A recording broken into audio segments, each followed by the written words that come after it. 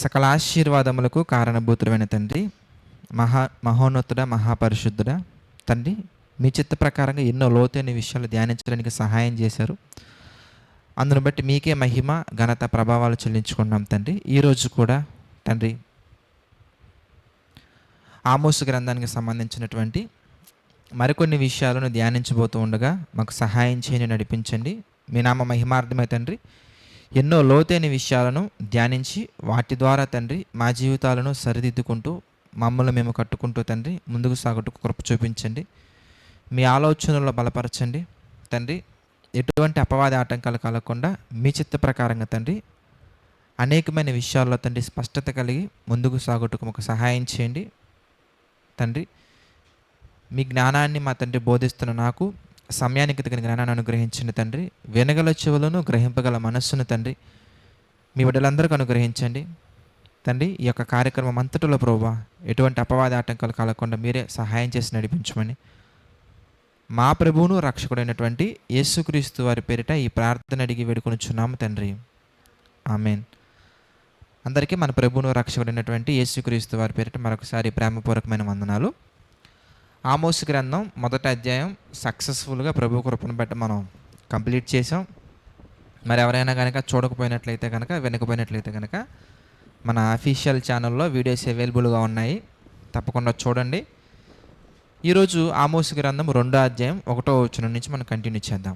ఆమోసు గ్రంథము 2వ అధ్యాయము 1వ వచనం కనుక మనం చూడగలిగినట్లయితే, ఈ దేవుడు సెలవిచ్చినది ఏమనగా, మోయాబు 3 సార్లు 4 సార్లు చేసిన దోషములను బట్టి నేను తప్పకుండా దానిని శిక్షింతును. చూసారా, మోయాబు 3 సార్లు 4 సార్లు చేసిన దోషమును బట్టి తప్పకుండా దాన్ని శిక్షింతును.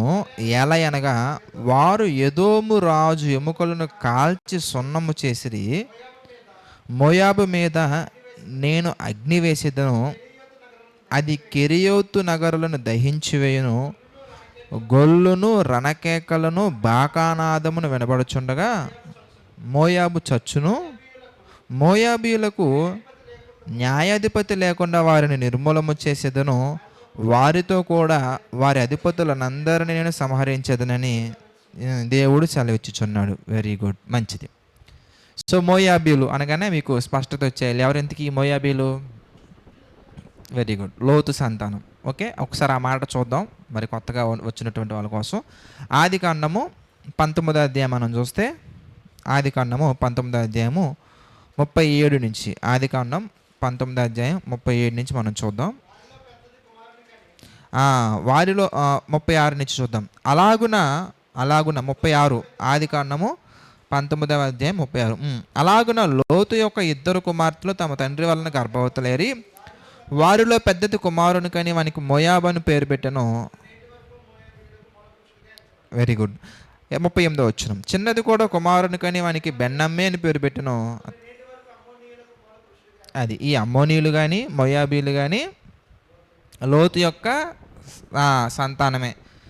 వాళ్ళ నుంచి వచ్చినటువంటి వారు అమ్మోనీయులుగా, ఇళ్ళ నుంచి వచ్చినటువంటి వాళ్ళే మోయాబీలుగా పిలువబడ్డారు. సో ఈ అమ్మోనీయుల గురించి మనం క్రిస్టల్ క్లియర్గా మనం లాస్ట్ సెషన్లో మనం చూసాం. 1వ అధ్యాయం చివరిలో మాట్లాడినటువంటి సందర్భాలన్నీ కూడా అమ్మోనీయుల గురించే. కాబట్టి ఈ అమ్మోనీయుల గురించి మనం క్లియర్గా చూసాం. అమ్మోనీయులు ఎక్కడ నివసించేవాళ్ళు? వాళ్ళ లొకేషన్, మోడర్న్ లొకేషన్ ఏంటి ఇంతకీ? వెరీ గుడ్, యోర్దాన్ నదికి ఈస్ట్ సైడ్, అంటే తూర్పు దిక్కున ఉండేవాళ్ళు. ఎక్కడ, ఏ దేశంలో? జార్దాన్ కంట్రీలో. మరి యోర్దాన్ కంట్రీలో, అంటే జార్దాన్ కంట్రీలో యోర్దాన్ నదికి తూర్పు దిక్కున వీళ్ళు ఉండేవాళ్ళు. మరి వీళ్ళు మోయాబీలు ఎక్కడ ఉండేవాళ్ళు? సేమ్, అంటే యోర్దాను దేశంలోనే డెడ్ సీకి ఆపోజిట్లో ఉండేవాళ్ళు. ఓకే, వాళ్ళకి సంబంధించినటువంటి లొకేషన్స్ మనం చూద్దాం. లొకేషన్స్ చూసి ఫాస్ట్గా మనం ఈ మోయాబీల గురించి కంప్లీట్ చేసుకుందాం. ఎందుకంటే మోయాబీల గురించి, మరి అమ్మోనీల గురించి మనం ఎలాగైతే విన్నామో వీళ్ళ గురించి కూడా మోస్ట్లీ బహుశా లోతు సంతానం కాబట్టి వీళ్ళు అలాంటి లక్షణాలు కలిగి ఉన్నారేమో. దగ్గరగా అలాగే వీళ్ళు కూడా ఈక్వల్గా మనకు కనబడుతూ ఉంటారు. Okay, right. చూడండి ఎక్కడ, గుడ్, మోయాబు చూసారా, అంటే మనకి పర్పుల్ పర్పుల్ కలర్ కదా, purple colour, right. So purple కలర్లో మనం చక్కగా చూస్తున్నాము. కొంచెం జూమ్ అవుట్ చేస్తే కంట్రీ చూద్దాం, తర్వాత జూమ్ ఇన్ చేద్దాం.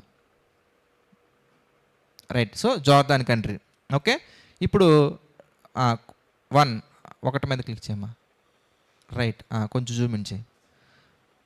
Right. So dead sea. So ఈ డెడ్ సీకి రైట్. సో ఆ పర్పుల్ కలర్ డెడ్ సీ అనేది చూసారా, దానికి ఈస్ట్ సైడ్ అంటే మనకి చూసాం కదా, మనం ఫస్ట్ వీడియోలో మనం చూసాం ఈస్ట్ వెస్ట్ నార్త్ సౌత్ ఎలా చూడాలో మనం చెక్ చేసుకున్నాం. సో అలాగే ఈస్ట్ సైడ్ ఉన్నటువంటి ఇవన్నీ కూడా ఈ మోయాబీలకి సంబంధించినటువంటి ప్లేసెస్. ఓకే, ఇప్పుడు ఒకసారి అమ్మోని కూడా మనం చూద్దాం. అమ్మోనీలు ఇగో అక్కడ గ్రీన్ కలర్లో మనకు కనిపించే వాళ్ళందరూ అమ్మోనీలు, అంటే ఒకే లైన్లో ఉండేవాళ్ళు వీళ్ళంతా. కాకపోతే యోర్దాను నదికి తూర్పు దిక్కున, అంటే యోర్దాను నదికి ఈస్ట్ సైడ్ ఏమో వీళ్ళు అమ్మోనీలు ఉంటే, డెడ్ సీకి ఈస్ట్ సైడ్ ఈ మోయాబీలు ఉండేవాళ్ళు. సో వీళ్ళ గురించి ఇది సంగతి. అంటే మ్యాప్లో మనం చూస్తే ఇట్లాగా. ఇక వీళ్ళ గురించి ఫాస్ట్గా ఈరోజు కంప్లీట్ చేసేద్దాం, ఎందుకంటే మీకు ఆల్రెడీ లాస్ట్ సెషన్లోనే మోయాబుల్ గురించి మ్యాక్సిమం నేను కవర్ చేశాను కాబట్టి. సో వర్సెస్ నేను చూపించలేదు లాస్ట్ సెషన్లో. సో ఈ సెషన్లో మీకు వర్సెస్ చూపించి క్లోజ్ చేసేస్తాను. ఓకే, సో ఇలా ఉన్నటువంటి ఈ మోయాబీల్ని దేవుడు గాఢంగానే ప్రేమించారు. అంటే మనం అనుకుంటాం, అంటే సహజంగా పాత నిబంధనని పైన చూసే వాళ్ళకే కనిపించే విషయం ఏంటంటే, దేవుడు ఇశ్రాయేలీని మాత్రమే ప్రేమించినట్టుగా మనకు కనబడుతుంటుంది. ఇన్డెప్త్కి వెళ్ళి మనం ఆలోచిస్తే మనకు అర్థం అవుతుంది ఏమని, దేవుడు ఇశ్రాయేలీలను మాత్రమే కాదు ప్రతి ఒక్కరిని కూడా ప్రేమించారు. మరి ప్రజలకు ఏమైందా ఎంతకన్నా కానీ ఆ ప్రేమ అనేది చులకన, తక్కువ చూపు, లేదంటే కనుక ఆ ప్రేమ అనేది మనోనేత్రాలకి గుడ్డిదనంగా రావడం వల్ల ఆ ప్రేమను గుర్తించక దేవుడి మీదకి, దేవుని పిల్లల మీదకి, దేవుని ఆలోచనల మీదకి కంకణం కట్టుకొని ఫాస్ట్గా రావడం వరకు ప్రయత్నించి నాశనం అయిపోయారు. ఓకే, అలాగే వీళ్ళను కూడా దేవుడు ఎంత ప్రేమించారో మనం చూసాం అనుకోండి. ద్వితీయోపదేశకాండంలో ఒకసారి మనం చూద్దాం. ద్వితీయోపదేశకాండం మనం చూస్తే ద్వితీయోపదేశకాండము 2వ అధ్యాయం, ద్వితీయోపదేశకాండము 2వ అధ్యాయము 9వ వచనం మనం చూద్దాం. ద్వితీయోపదేశకాండము 2వ అధ్యాయము 9వ వచనం మనం చూస్తే, మనము తిరిగి మోయాబు అరణ్య ప్రాంతమున ప్రయాణము చేయుచుండగా దేవుడు నాతో ఇట్లా, నేను మోయాబీలను బాధింపవద్దు. చూసారా ఎంత మంచివారో మన దేవుడు, వాళ్ళతో యుద్ధం చేయొద్దు. లోతు సంతానమునకు 6 దేశమును స్వాస్థ్యముగా ఇచ్చి తిని వారి భూమిలో ఏది నీకు స్వాస్థ్యముగా ఇయ్యను. చూసారా, ఈయన కమిట్మెంట్లు భలే ఉన్నాయి కదా దేవుడివి. ఎదోమీలకు సంబంధించింది ఏమేమని అంటారు, అమ్మోనీలకి సంబంధించింది ఏమని అంటారు, మోయాబీలకి సంబంధించింది ఏమేమని అంటారు. అంటే దేవుడు అంత ప్రేమించారు వాళ్ళని బాధించొద్దని చెప్పి దేవుడు చక్కగా చెప్తున్నారు. అలాంటి వాళ్ళు ఎలా మారిపోయారో మనం చూసాం. ఎలా మారిపోయారు, ఇంతకీ అమ్మోనీయుడే కానీ మోయాబీయుడే కానీ సమాజంలో రాకూడదని అంత క్రిటికల్ స్టేజ్లోకి వాళ్ళు వెళ్ళిపోయారు. ఎందుకు వెళ్ళిపోయారు, ఎందుకనగానే వీళ్ళు చాలా దుర్మార్గంగా ప్రవర్తించినటువంటి సందర్భాలు మనకి ఎన్నో కనబడతాయి ఇశ్రాయేలీల పట్ల. దేవుడు వీళ్ళని ఎంత ప్రేమిస్తే, ఎవరిని, మోయాబీలను ఎంత ప్రేమిస్తే, ఈ మోయాబీలు మాత్రం ఇశ్రాయేలీల పట్ల కఠినంగానే ఎప్పటికప్పుడు వాళ్ళ యొక్క ఆ కఠినమైనటువంటి హృదయాన్ని కనపరుచుకుంటూ వచ్చినట్టుగా మనకు కనబడుతుంటుంది. అందులో కొన్ని సందర్భాలు మనం ఆలోచించినట్లయితే కనుక కొన్ని సందర్భాలు మనం చూద్దాం. న్యాయాధిపతుల గ్రంథము 11వ అధ్యాయం మనం చూద్దాం. న్యాయాధిపతుల గ్రంథము 11వ అధ్యాయము, న్యాయాధిపతుల గ్రంథము 11వ అధ్యాయము 16 నుంచి మనం చూద్దాం. 16 నుంచి మనం చూస్తే, న్యాయాధిపతుల గ్రంథము 11వ అధ్యాయము 16 నుంచి మనం చూస్తే, ఇశ్రాయేలీయులు ఐగుప్తులో నుండి వచ్చుచుండగా వారు ఎర్ర సముద్రము వరకు అరణ్యములో నుండి కాదేశునకు వచ్చిరి. అప్పుడు ఇశ్రాయేలీయులు ఎదోము రాజునందుకు దూతలు పంపి, నీ దేశము గుండా పోవుటకు దయచేసి సెలవిమ్మని అడగగా ఎదోము రాజు ఒప్పుకొనలేదు. వారు మోయాబు రాజునొద్దకు అట్టి వర్తమానమే పంపిరు కానీ అతడును నేను సెలవీయనని చెప్పాను. అంటే దాని అర్థం ఏంటి, ఇంతకీ ఎదోము రాజు దగ్గరికి ఏ విధంగా అయితే, అయ్యా మీ దేశంలో నుంచి మేము వెళ్తామయ్యా, మీ బావుల్ని మేమేం చేయం, మీ పంటలను మేమేం చేయం, మీ సమస్తాన్ని మేమేం చేయం, జస్ట్ రాజమార్గంలోనే మేము వెళ్తాము, ఒకవేళ ఏదైనా వాటర్ యూటిలైజ్ చేసుకుంటే వాటర్ బిల్లు కూడా కడతామని చెప్పారు వాళ్ళు. కొనే తీసుకుంటాం మేము అని అంటే, ఎదోము రాజు ఏ విధంగా అయితే రిజెక్ట్ కొట్టాడో అదే విధంగా ఈ మోయాబీయులు కూడా, మోయాబీకి సంబంధించినటువంటి వారు కూడా రిజెక్ట్ కొట్టేశారు. అంటే సహోదర ప్రేమ విషయంలో వీళ్ళు ఏమైపోయారు, ఇంతకీ కనుపరచలేకపోయారు. ఇది ఒకటి మనకి కనిపించే కాన్ఫ్లిక్ట్ ఎవరికెవరికి, ఇశ్రాయేలీలకి, మోయాబీలకి. అఫ్కోర్స్ అక్కడ ఆ సందర్భంలో ఇశ్రాయేలీలు ఏం పగబెట్టుకోలే, ఇశ్రాయేలీలు ఏమీ కక్ష పెట్టుకోవాలి. ఎందుకంటే దేవుడు వాళ్ళకి ఒక మాట చెప్పేశారు. ఏమని? ఇంతకీ దయచేసి వాళ్ళ జోలికి వెళ్ళకండి, వాళ్ళని బాధించొద్దు, మీరు వాళ్ళని ప్రేమించాలి అని దేవుడు చెప్పినటువంటి మాటకి అప్పటి కాలంలో బాగానే ఉన్నారు వాళ్ళు. అంటే ఏం బాగోలే, కొన్ని సందర్భాలలో మరీ దారుణంగా అరణ్యంలో ఫుడ్ లేదని గొడవ చేసినటువంటి సందర్భాలు కనబడుతూ ఉంటాయి. ఎప్పుడు బీరకాయలు దోసకాయలు అయినా మాకు ఇంకా అవి లేవు ఇవి లేవని గొడవ పెట్టినట్టు మనకు కనబడుతుంటాయి. నాన్ వెజ్ కావాలన్నట్టు గొడవ చేసినట్టు మనకు కనబడుతూ ఉంటాయి. ఓకే, అంటే అలాంటి పరిస్థితుల్లో వాళ్ళు ఉన్నారు. ఓకే, అయినప్పటికీ వాళ్ళని దేవుడు ప్రేమించి వాళ్ళకి వాగ్దానం చేశారు కాబట్టి వాళ్ళని తీసుకెళ్తున్నటువంటి ఈ ప్రయాణంలో వీళ్ళ గోల వీళ్ళది. ఎవరిది? ఈ మోయాబీల యొక్క గోల వీళ్ళది. మా దేశంలోకి మీరు రావద్దు అనేది. దేవుడు మళ్ళీ చక్కగా మళ్ళీ వాళ్ళకి బలాన్ని ఇచ్చి, మళ్ళీ నిరుత్సాహపడిపోకుండా, కృంగిపోకుండా వాళ్ళకి మళ్ళీ తన కృపలో ధైర్యాన్ని ఇచ్చి, భయపడకమో నేను నీకు తోడేనని చెప్పి, వీళ్ళు పిల్లలే వాళ్ళు పిల్లలే, మరి ఏం చేయాలి ఇంతకీ?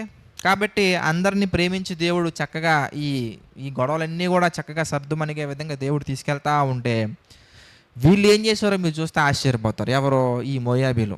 అంటే దేవుడు తన కోపాన్ని అణుచుకొని వాళ్ళ పట్ల ప్రేమ చూపించి వాళ్ళని చక్కగా క్షమించి లేదంటే కనుక ఆదరించి వాళ్ళని తీసుకెళ్తా ఉంటే ఈ మోయాబీలు చేసినటువంటి ఒక పనికిమాలిన పని ఏంటో ఎంతకనగానే సంఖ్యాకాండంలో మనకు కనబడుతుంటుంది. సంఖ్యాకాండం మనం చూస్తే 22వ అధ్యాయం, సంఖ్యాకాండము 22వ అధ్యాయం మనం చూద్దాం. సంఖ్యాకాండము 22వ అధ్యాయం 1 నుంచి మనం చూసుకుంటూ వస్తే సంఖ్యాకాండం తర్వాత ఇజ్రాయేలీలు సాగి యెరికోకు ఎదురుగా యొర్దాను తీరమునున్న మోయాబు మైదావనంలో దిగిరి. సిప్పోరు కుమారుడైన బాలాకు ఇజ్రాయేలీయులు అమోరీలకు చేసినదంతే చూచెను. జనము విస్తారముగా ఉన్నందున ఆ మోయాబీలు వారిని చూసి మిక్కిలి భయపడిరి. మోయాబీలు ఇశ్రాయేలీయులు జంకిరి. మోయాబీలు మిద్యాను పెద్దలతో ఎద్దు బీటి పచ్చికను నాకివేయినట్లు ఈ జనసమూహం మన చుట్టూ ఉన్నది, యావత్తుని ఇప్పుడు నాకివేయనరి.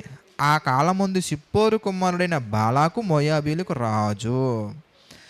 కాబట్టి అతడు బెయ్యూరు కుమారుడైన బిలామును పిలుచుటకు అతని జనుల దేశమందలి నది యొద్దనున్న పెతోరు దూతల చేత వర్తమానం పంపును. ఇది మీకు తెలిసినటువంటి సందర్భమే, మనం చాలా సందర్భాల్లో మనం మాట్లాడుకున్నాం. వన్స్ అగైన్ దీని గురించి డీటెయిల్గా వెళ్తే మనం చాలా టైం అయిపోతుంది కాబట్టి సంఖ్యాకాండ 23, 24, 22, 23, 24 ఈ 3 అధ్యాయాలు బాగా చదవండి, మీకు అర్థమవుద్ది.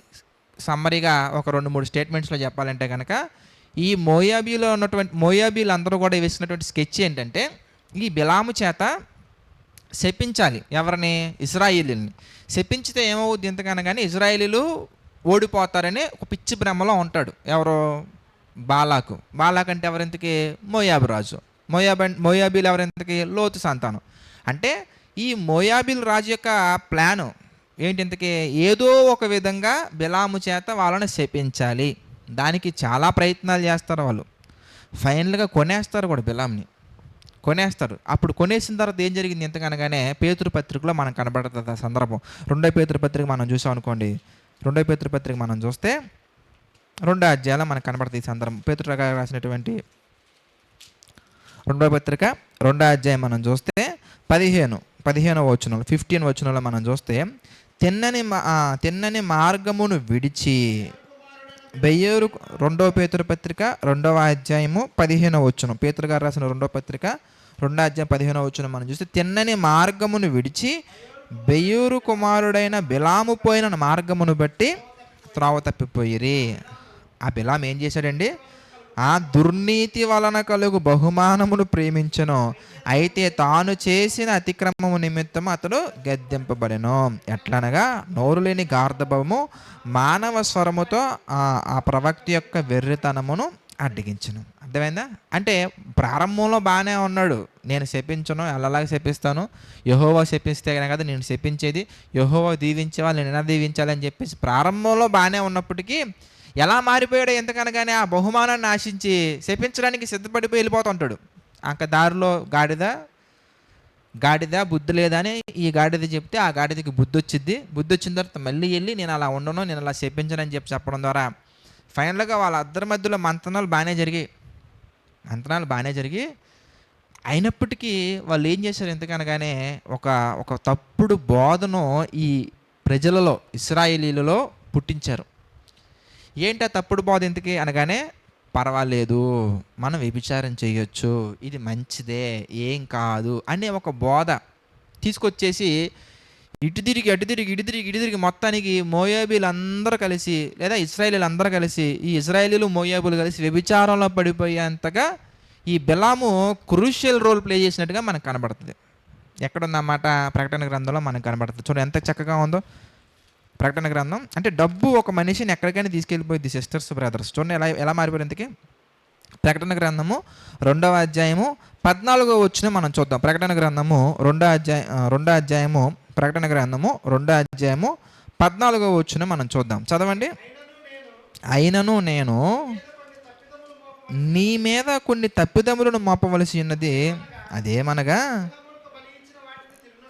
చూసారా, విగ్రహాలకు బలిచ్చినటువంటి వాటిని తిని విషయమును జారత్వము చేయునట్లును ఇశ్రాయేలీలకు ఉరువొడ్డుమని బాలాకునకు నేర్పిన బిలాము బోధ.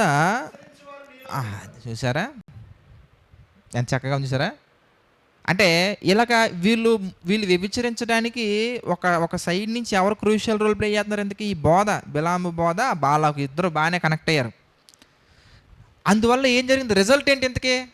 రిజల్ట్ సక్సెస్ అయ్యారా ఫెయిల్ అయ్యారంటే సక్సెస్ అయిపోయారు. ఎవరో వాళ్ళే. ఇజ్రాయేలీలు మాత్రం ఫెయిల్ అయిపోయారు. సంఖ్యాకాండంలో మనం చూడొచ్చు. సంఖ్యాకాండం మనం చూస్తే 25వ అధ్యాయం మనం చూస్తే 1వ వచనం. అంటే దీనిని బట్టి మనం అర్థం చేసుకోవాల్సింది, 1,00,000 మంది కలిసి ఒక విషయాన్ని రైట్ అని అన్నంత మాత్రాన ఆ విషయం రైట్ అయిపోదు. అర్థమైందా? దేవుడు మాత్రమే చెప్పాలి ఇది రైట్ ఇది రాంగ్ అని. దేవుడు చెప్పనంత వరకు, లేదంటే కనుక ఒక విషయాన్ని తప్పు అని దేవుడు చెప్పనంత వరకు అది రైటే. ఒక విషయాన్ని దేవుడు చెప్పేంత వరకు అది తప్పే. అంటే ఏదైనా అంటే దేవుడు డిక్లేర్ చేయాలి ఇది రైటా రాంగ్ అనేది. వ్యభిచారం చేయొద్దని దేవుడు డిక్లేర్ చేశారు కాబట్టి ఇంక చేయకూడదు మనం, అంతే. కానీ బోధలు ఎలా మారిపోతాయి ఎంతకనగానే రకరకాలుగా మారిపోతూ ఉంటాయి. చూడు, విగ్రహాలు కల్పించినవి కూడా తినొచ్చు అనే ఒక సిస్టమ్ తీసుకొచ్చారు వీళ్ళు అడి తిరిగి ఫైనల్గా.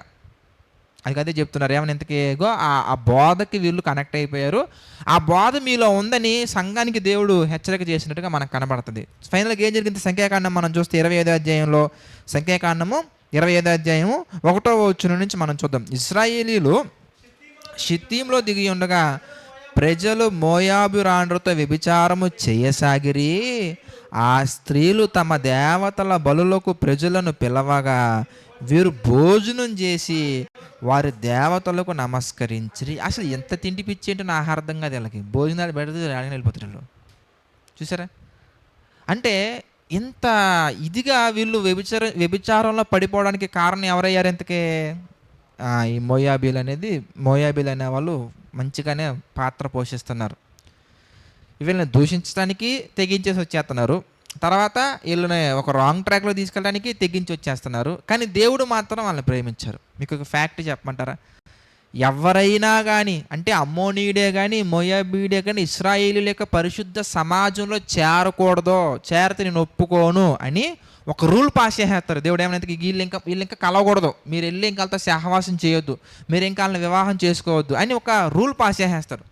అంత కఠినంగా ఉన్నప్పటికీ మనం అనుకుంటాం మన జనరేషన్స్ లేదా మన పితరులు వాళ్ళు వీళ్ళు దుర్మార్గంగా ఉన్నారు కాబట్టి దేవుడు మన అందరిని వదిలేశాడేమో మనం అనుకుంటాం. కానీ ఫ్యాక్ట్ ఏంటంటే పరిశుద్ధుడిగా బ్రతికినటువంటి వ్యక్తి కుటుంబంలో ఒక పాపిస్టోడు ఉన్నా దేవుడు ఆ పాపిస్టోడిని మొట్టిగా వేసి మరి బయటికి గెంటేస్తాడు.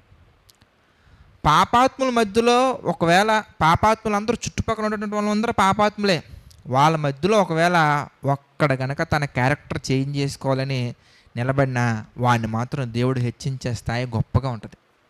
ఇప్పుడు కూడా ఒక విషయం గుర్తుంచుకోవాలి, దేవుని యొక్క బలిష్టమైనటువంటి చేతి కింద దేన మనస్సు కలిగి మనం కనుక ఆయనకు లోబడితే wherever we are, whether it is good conditions or bad conditions, మన చుట్టూ ఉన్నటువంటి సరౌండింగ్స్ అనేవి మంచి పరిస్థితులు కావచ్చు, దుర్మార్గమైన పరిస్థితులు కావచ్చు, మనం కనుక పరిస్థితుల యొక్క ప్రభావం బట్టి మనం లొంగిపోకుండా, ఏముంది బ్రదర్ నా చుట్టూ ఉన్నటువంటి వాళ్ళు అంతే, ఏముంది అన్నయ్య నా చుట్టూ అందరూ అలాగే ఉన్నారన్నయ్య కాబట్టి నేను అలాగ అయిపోయినాను, మనం ఆ సహవాసం ఆ ఫెలోషిప్లో ఉన్నాం, ఈ ఫెలోషిప్ని ఇలా మార్చేసిందని మనం చెప్పుకోకుండా మనం కనుక దేవుని మాటకు లోబడి నుంచుంటే, ఒకవేళ మనం నిలబడగలిగితే ఎంత గొప్పగా దేవుడు హెచ్చిస్తాడయ్యా అంటే, ఎంత గొప్పగా దేవుడు బలపరుస్తారయ్యా అంటే, ఈ మోయాబీల్లో నుంచి జరిగినటువంటి ఒక యథార్థ సంఘటన, లేదా మోయాబీల్లో నుంచి మనం ఆశ్చర్యపోయే ఒక విషయం ఏంటో ఇంతకనగానే మీరు చూసే ఉంటారు. రూతు గ్రంథం. ఎవరింతకి రూతు? మోయాబీరాలు. సో చూద్దాం రూతు గారి గురించి మనం చూస్తే, రూతు గ్రంథం మనం చూద్దాం. రూతు గ్రంథము 1వ అధ్యాయము 4వ వచనం మనం చూద్దాం. రూతు గ్రంథము 1వ అధ్యాయము 4వ వచనం చదవండి ఒకసారి. వారు మోయాబీ స్త్రీలను పెళ్లి చేసుకున్నారు. వానిలో ఒక దాని పేరు ఓర్ప, రెండవ దాని పేరు రూతు. చూసారు ఎలా ఉన్నారు అంటే, మోయాబీ స్త్రీల్లో ఒక ఆమె రూతు. ఇప్పుడు ఈమెను దేవుడు హెచ్చించిన విధానం ఏంటంతకే, ఎంత గొప్పగా హెచ్చించారా ఎంతకనగానే 4వ అధ్యాయం మనం చూద్దాం. రూతు గ్రంథము 4వ అధ్యాయం మనం చూస్తే 17 మనం చూద్దాం. రూతు గ్రంథము 4వ అధ్యాయము 17 మనం చూస్తే, ఆమె పొరుగు స్త్రీలు నయోమి కొరకు కుమారుడు పుట్టినని చెప్పి, ఎవరికి? రూతుకు పుట్టినటువంటి కుమారుడికి ఏమని పేరు పెట్టారు? ఓబేద్ అని పేరు పెట్టారు. అతడు దావీదునకు తండ్రి అయిన యెషయి యొక్క తండ్రి. అంటే ఇప్పుడు చెప్పండి, దావీదు గారు ఎవరి గర్భం ద్వారా వచ్చారు? ఇంతకీ ఆ రూతు గర్భం ద్వారా వచ్చారు. సచ్ ఎ వండర్ఫుల్ సిచ్యువేషన్ కదా. అంటే ఒక సమాజాన్ని లేదా ఒక వర్గాన్ని దేవుడు వెలివేసినప్పటికీ, దేవుడే వెలివేసినప్పటికీ, ఆ వెలివేయబడిన వర్గంలో మనం ఉన్నప్పటికీ, మనం గనక మన క్యారెక్టర్ని మనం ఐడెంటిఫై చేసి నో ఇది మంచిది కాదు, దేవుని కొరకు బ్రతకాలని కనుక మనం ఒకవేళ దేవుని లక్షణాలు కలిగి మనం జీవిస్తే, మన ద్వారా దేవుడు ఎంత గొప్ప కార్యాలు చేస్తారయ్యా అంటే, ఫర్ యువర్ కైండ్ ఇన్ఫర్మేషన్, ఈమెను దేవుడు ఎలా గుర్తుంచుకున్నారయ్యా అంటే, రూతుని మత్తయి సువార్తలో కూడా రాస్తారు రూతు గురించి. అంటే ఆమె చచ్చిపోయి, ఒక స్త్రీయే చనిపోయి, చాలామంది అంటారు దేవుడు బైబిల్లో స్త్రీలను అనగదొక్కారని చెప్పేసి ఒక రకమైనటువంటి వాదన మనకి బయట కనబడుతుంటుంది. ఎక్కడ ఏం చేయలే. అమ్మాయి అయినా అబ్బాయి అయినా ఆయనకి జెండర్తో సంబంధం లేదు. ఆయనకి కావాల్సిందల్లా క్యారెక్టర్. నీ క్యారెక్టర్ బాగుందంటే కనుక నీవు ఎంత గొప్పగా ఉన్నా కానీ దేవుడు ఇంకా గొప్ప చేస్తాడు. నీ క్యారెక్టర్ బాగాలేదంటే కనుక నువ్వు ఎంత గొప్ప స్థితిలో ఉన్నా కానీ కింద దొక్కేస్తాడు. నీ క్యారెక్టర్ బాగుంటే కనుక నువ్వు ఎంత అనగారిన స్థితిలో ఉన్నప్పటికీ దేవుడు తీసుకొచ్చి హై లెవెల్లో పెడతారు. మత్తయి సువార్తలో మళ్ళీ రూతు గారి గురించి రాసినటువంటి సందర్భాలు మనకు కనబడతాయి. మీరు చూడండి 1వ అధ్యాయం మనం చూస్తే, మత్తయి సువార్త 1వ అధ్యాయము 5వ వచనం మనం చూద్దాం. మత్తయి సువార్త 1వ అధ్యాయము 5వ వచనం మనం చూస్తే, నయస్సోను సల్మానును కనెను, సల్మాను రాహాబునందు బోయాజును కనెను, బోయాజు రూతునందు ఓబేదును కనెను, ఓబేదు యెషయిని కనెను, యెషయి దావీదుని కనెను. అదండి. అంటే అంత క్లియర్గా, అంత చూడముచ్చటగా చూసుకుంటారు దేవుడు. ఎప్పుడు మనం బాగుంటే మనం భయపడాల్సిన అవసరం లేదు, మనం బాధపడాల్సిన అవసరం లేదు. దేవుడు మనం ఏ స్థితిలో ఉన్నా, ఎలా ఉన్నా కానీ ఆయన మనల్ని బాగా చూసుకుంటారు. ఎప్పటి వరకు, ఎప్పుడయ్యా ఎంతకనగానే నువ్వు ఆయన ఆజ్ఞలకు, ఆయన ఆలోచనలకు లోబడి బ్రతికినంత కాలం దేవుడిని విడిచిపెట్టకుండా అద్భుతంగానే చూసుకుంటారు. మీకు అర్థమైందా? సో మోయాబీల దగ్గరికి వచ్చేద్దాం. అంటే వీళ్ళలో మంచోళ్ళని దేవుడు విడిచిపెట్టట్లేదు, దుర్మార్గులను దేవుడు విడిచిపెట్టట్లేదు. ఎవరిని విడిచిపెట్టట్లేదు, ఆయన అందరిని పట్టుకుంటున్నాడు. కాబట్టి ఎవడి క్రియలను బట్టి వాడికి ఆయా సమయంలో ఇవ్వాల్సినటువంటి జీతాన్ని మరి ఫస్ట్ తారీఖు మిస్ అవ్వకుండా ఇచ్చుకుంటే చాలా చక్కగా వస్తున్నారన్నమాట ఆయన. Okay, right. సో అలాంటి పరిస్థితుల్లో వీళ్ళు ఇంకా ఎలా ఉన్నారు? ఇంతకీ మోయాబీలు అనగానే వీళ్ళ క్యారెక్టర్ అంతకంతకు వెళ్తానే ఉంది, దిగజారుతానే ఉంది. దేవుడు వీళ్ళ గురించి ఎన్నో ప్రవచనాలు చెప్పారు. ఆ ప్రవచనాలన్నీ కూడా మనం ఒకసారి చూద్దాం. మనం ఒకసారి చూస్తే దానికంటే ముందు 2వ రాజుల గ్రంథంలో ఒకటి చూద్దాం. అంటే వీళ్ళు సమయం కోసం ఎలా ఉన్నారో, అంటే ఒక దుర్మార్గమైన పని చేయడానికి ఈ మోయాబీల యొక్క పరిస్థితులు ఎలా ఉందో వాళ్ళ మనస్తత్వం ఇంకొకసారి చూద్దాం. 2వ రాజుల గ్రంథము 3వ అధ్యాయం మనం చూద్దాం. 2వ రాజుల గ్రంథము 3వ అధ్యాయం మనం చూస్తే, 3వ అధ్యాయము 4వ వచనం నుంచి మనం చూద్దాం. 4వ వచనం, 2వ రాజుల గ్రంథము 3వ అధ్యాయము 4వ వచనం నుంచి మనం చూద్దాం. 4వ వచనం నుంచి మనం చూస్తే, మోయాబు రాజైన మేష అనేకమైన మందలు గలవాడే 1,00,000 గొర్రె పిల్లలను, బొచ్చుగల 1,00,000 గొర్రె పొట్టేలను ఇశ్రాయేలు రాజుకు పన్నుగ ఇచ్చుచుండేవాడు. అయితే చూసారా, అంటే వీళ్ళు లోపడ్డారు. ఎక్కడ ఎవరికి లోబడ్డారు? ఇంతకీ ఆహాజుకి లోబడ్డారు వీళ్ళు. ఆహాబుకు లోబడ్డారు. ఎప్పుడైతే ఆహాబు చనిపోయాడో, ఐదో వచ్చును, అయితే ఆహాబు మరణమైన తరువాత మోయాబు రాజు ఇశ్రాయేలు రాజు మీద తిరుగుబాటు చేయగా. అంటే అమ్మా, చెల్లెల్లో, తమ్ముళ్ళు, మీరు ఎప్పుడు గుర్తుంచుకోవాల్సినటువంటిది ఈ మోయాబీల గురించి మనం చూసినప్పుడు, మోయాబీలే కాదు, మనం ఇంకొకరి గురించి కూడా మనం చూసాం. ఎలాంటి క్యారెక్టర్ కలిగినటువంటి వారే ఫిలిస్తీన్లు చూసాం కదా. అంటే వాళ్ళు మనకు లోబడినట్టుగా కనబడినంత మాత్రం మనకు లోబడినట్టు కాదు. అదవుతుందా? ఈ క్యారెక్టర్ కలిగినటువంటి సంఘంలో కూడా మనకు కనబడుతూ ఉంటారు. ఫ్యూచర్లో మనం పాసిబుల్ అయితే ఈ క్యారెక్టర్స్ అన్నీ మనం తీసుకొచ్చి సంఘాన్ని కనెక్ట్ చేసుకుంటే వెళ్తాం, బాగుంటాయి. ఇంకా అవసరాన్ని బట్టి వీళ్ళు అంటే ఇప్పుడు ఎలా ఉన్నారు? ఇంతకీ చక్కగా లోబడినట్టుగా మనకు కనబడుతుంటారు. చూడండి, ఆహాబుకు లోబడ్డారు కాబట్టి ఇంతకు తర్వాత కూడా అరే మమ్మల్ని బాగా పరిపాలించారు కదా అని చెప్పేసి వీళ్ళు ఏం చేయాలి? ఇంతకీ ఏదో ఒక విధంగా వాళ్ళ కృతజ్ఞత చూపించుకోవాలి. అవకాశం దొరికింది, ఆహాబు చనిపోయాడు, వెంటనే ఇమీడియట్గా లోపల పాలిటిక్స్ చేసేసుకొని తిరుగుబాటు మొదలుపెట్టేశారు. మన ఆత్మీయ జీవితంలో కూడా అంతే, లేదా మన దైనందిన జీవితం కూడా అంతే. ఈ పాలిటిక్స్ మనం గుర్తుపట్టలేకపోతే మనం పాలిష్ అయిపోతాం. అందులో బియ్యం కనుక వడ్లు మిషన్లు వేసేస్తారు, పాలిష్ అయ్యి ఎలాగైపోతే తెల్లగా అయిపోద్ది. అంటే మన కలర్ని మార్చేస్తుంది. బియ్యం కలర్ ఒక కలరు, ఒక ఒరిజినల్గా కలర్ ఒక కలర్లో ఉంటాయి. పాలిష్ చేసి ఎలా మారిపోతుంది? వైట్ కలర్లో అయిపోతాయి. ఇంకా అయిపోతే తౌడు కింద వచ్చేస్తుంది బయటికి. తౌడు అంటే మనం మన వ్యక్తిత్వాన్ని మనం కాపాడుకోలేకపోతే పశువులు తినే తౌడులా మారిపోతాం మనం. అర్థమైందా? మన వ్యక్తిత్వాన్ని మనం కాపాడుకుంటే గొప్పగా నిలబడతాం మనం. దేవుడు మనల్ని ఎక్కడ నిలబెట్టారో అక్కడ నిలబెడతారు. Okay, right. సో ఇలాంటి స్వభావం ఏంటంటే వీళ్ళ గురించి మీరు ఇంకా డీటెయిల్గా సంఖ్యాకాండం చదువుకొని మీకు అర్థమవుతుంది. ఆ బాలాకు కానీ బిలాము కానీ ఎలా ప్రవర్తించారు, ఏ విధంగా ప్రవర్తించారని మీకు అర్థమవుతాయి. సో నేను ఆల్రెడీ లాస్ట్ సెషన్లో అమ్మోనీల గురించి చెప్పే కాబట్టి ఎక్కువసేపు మాట్లాడట్లే వీళ్ళ గురించి. ఓకే, సో వీళ్ళ గురించి చెప్పినటువంటి ప్రవచనాలు కూడా మీకు ఆ రెఫరెన్సెస్ చెప్తే మీరు చదువుకోండి. ఇది చర్చ్ వర్క్. మీరు చక్కగా ఇంటికి వెళ్ళిన తర్వాత హోంవర్క్లో మీరు తీసుకొని ఈ రెఫరెన్స్లు అన్నీ చదువుకోండి. మీకు వీళ్ళ గురించి అర్థమైపోద్ది, మోయాబుల గురించి మీకు అర్థమైపోద్ది. ఇంకా ఏముండదు. అమ్మోనీల గురించి చూసినప్పుడు ఎలాగైతే మనకి అనిపిస్తుందో మోయాబుల గురించి చదువుకున్నప్పుడు అలాగే కనబడుతుంది. ఎందుకంటే వీళ్ళు అదే తత్వం, అదే మనస్తత్వం, అలాగే అంత చెత్తలాగా కనబడతారు వీళ్ళు. కాబట్టి వీళ్ళ గురించి ఎక్కువసేపు నేను డిస్కస్ చేయట్లేదు. ఓకే, యెషయా గ్రంథం 15వ అధ్యాయం 16వ అధ్యాయం మనం రెఫరెన్సెస్ నోట్ చేసుకోండి.